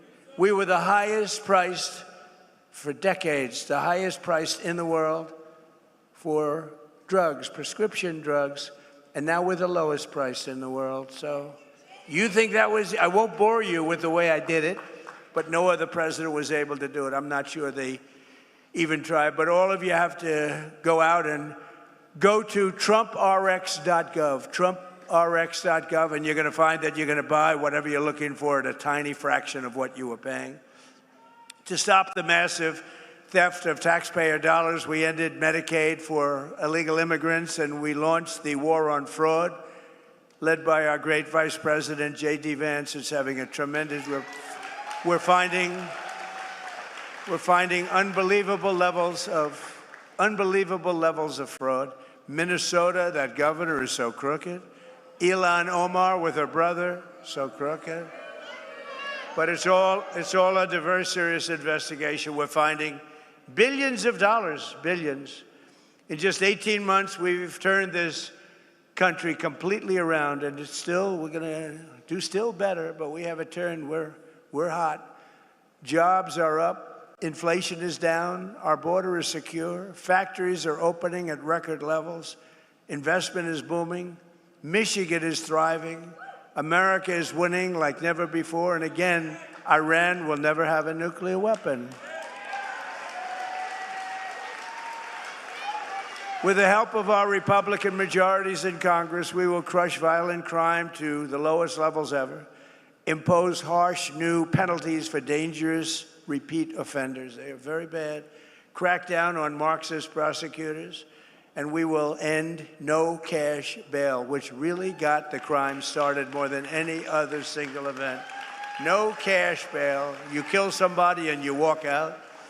We will pass the Great Health Care Plan. That's what it's called, the Great Health Care Plan, to stop all payments to big insurance companies and give the money directly to you, the people, so that they can buy their own health care, which will be much less expensive and be a much better health care.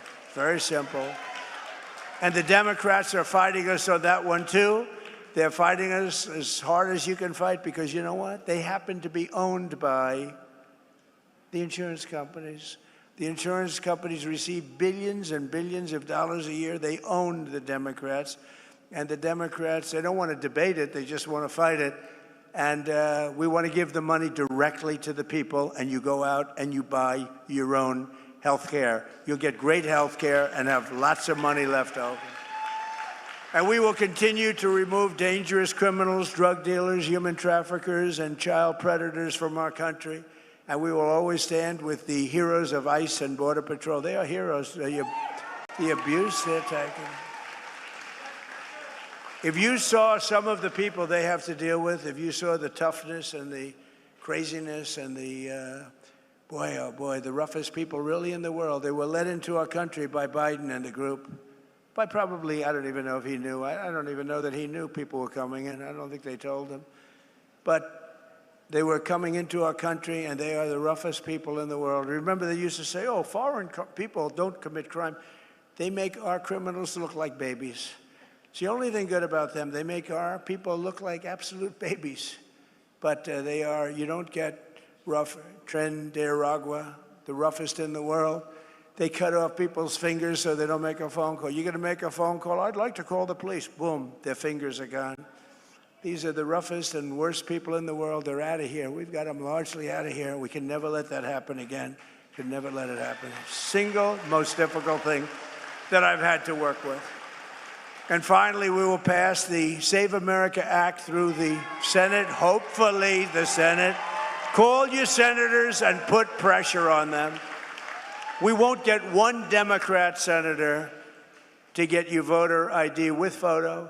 Need a photo, be nice. So they, okay, good. You know, they want to, if they did ID, which they don't want to do, they don't want a photo. Why don't they want to? You know, at the Democrat National Convention, they had an identification card that was bigger than most of the people's chests. It was hung on a chain with a picture and every fact about this person you can imagine. But for voting, our most sacred thing, you don't need, they say, voter ID. So we want voter photo ID. And we want all voters showing proof of a thing called citizenship. Isn't that nice? You read recently in New Jersey where tremendous numbers of people were found out that they were on the voter rolls totally illegally, and that's all over the country. That's nothing compared to what's going on in California and Minnesota and so many other states.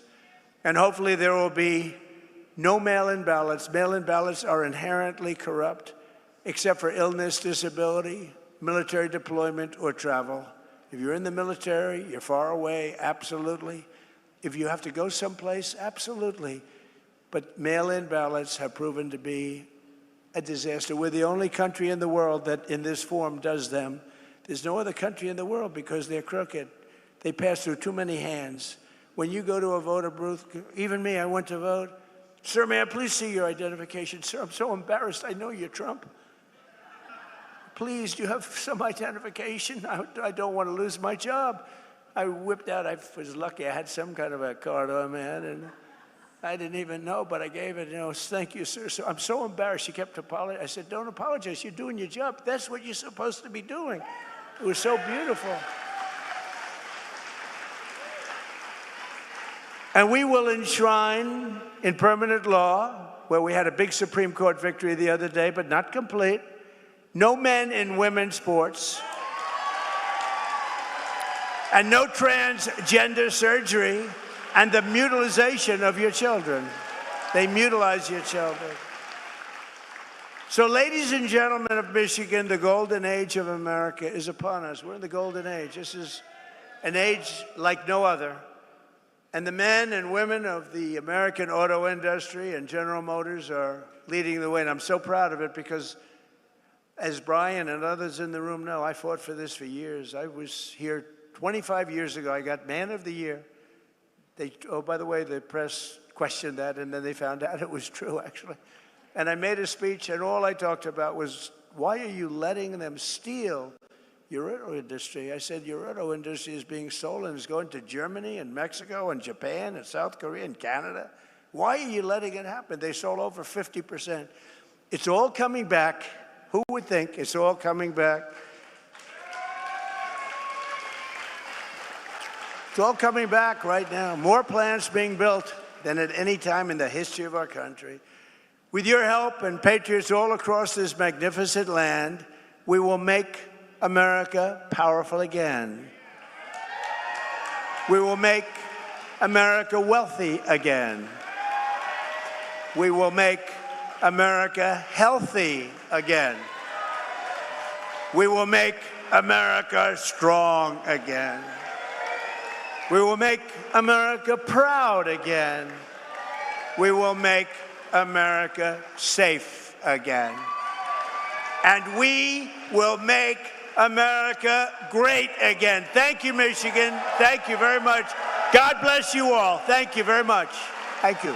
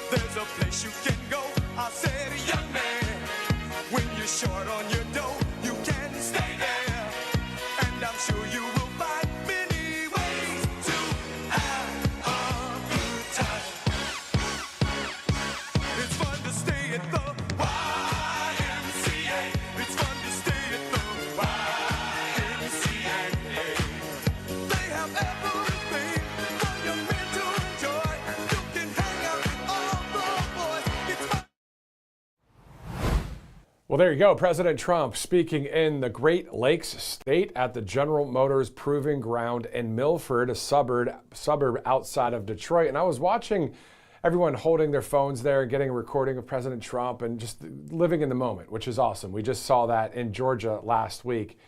I also remember watching a Bernie Sanders event pretty recently, and there's a similar look to it, but there's not that much excitement. And they're all holding their phones and acting like Bernie Sanders is some super rock star, which not really. And I sometimes wonder, are these guys paid people that are going to those events? Not President Trump. We know that it's legit with him and all the people. It was just a thought that I just had. You look, trust me, go ahead and try and watch a Bernie Sanders thing, which is ridiculous. And they have a bunch of people like acting like he's this big superstar. Anyway. Before we close this broadcast, in a video I overlooked in our news pre-show, let's go from the auto industry to the health industry. HHS Secretary RFK Jr. posting this video on X reminding us to, quote, eat real food. Watch. You look hungry. Real food can fix that.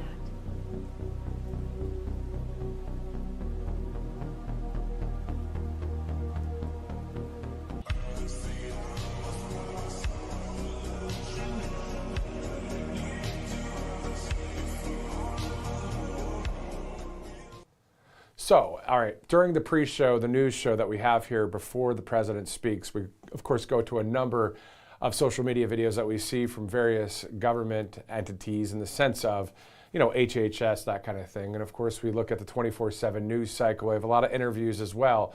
So for those of you watching right now, thanks so much for watching. If you'd like, join us in some of those pre-shows that we cover here on Right Side, including coming up this Friday, actually. President Trump and the cabinet, for the 13th time of his second administration, will have that cabinet meeting, but this time not at the White House, at Camp David. So it'll be just some unique coverage, of course, coming up Friday. Of course, we'll be here tomorrow and through the week as well. And this broadcast brought to you by some great sponsors, including mypillow.com/RSBN. Of course, some great quality products there. mypillow.com/RSBN. Also, if you'd like to donate to Right Side Broadcasting Network, all you have to do is go to rsbnetwork.com/donate, rsbnetwork.com/donate. Of course, we're hearing the president in Georgia last week, today in Michigan, at the end of the speech, always talking about the Save America Act, as we are less than 100 days now until the midterm election here in the United States of America. For all of us here on Right Side Broadcasting Network, thanks so much for joining us. I'm Matthew Alvarez. We'll see you again soon.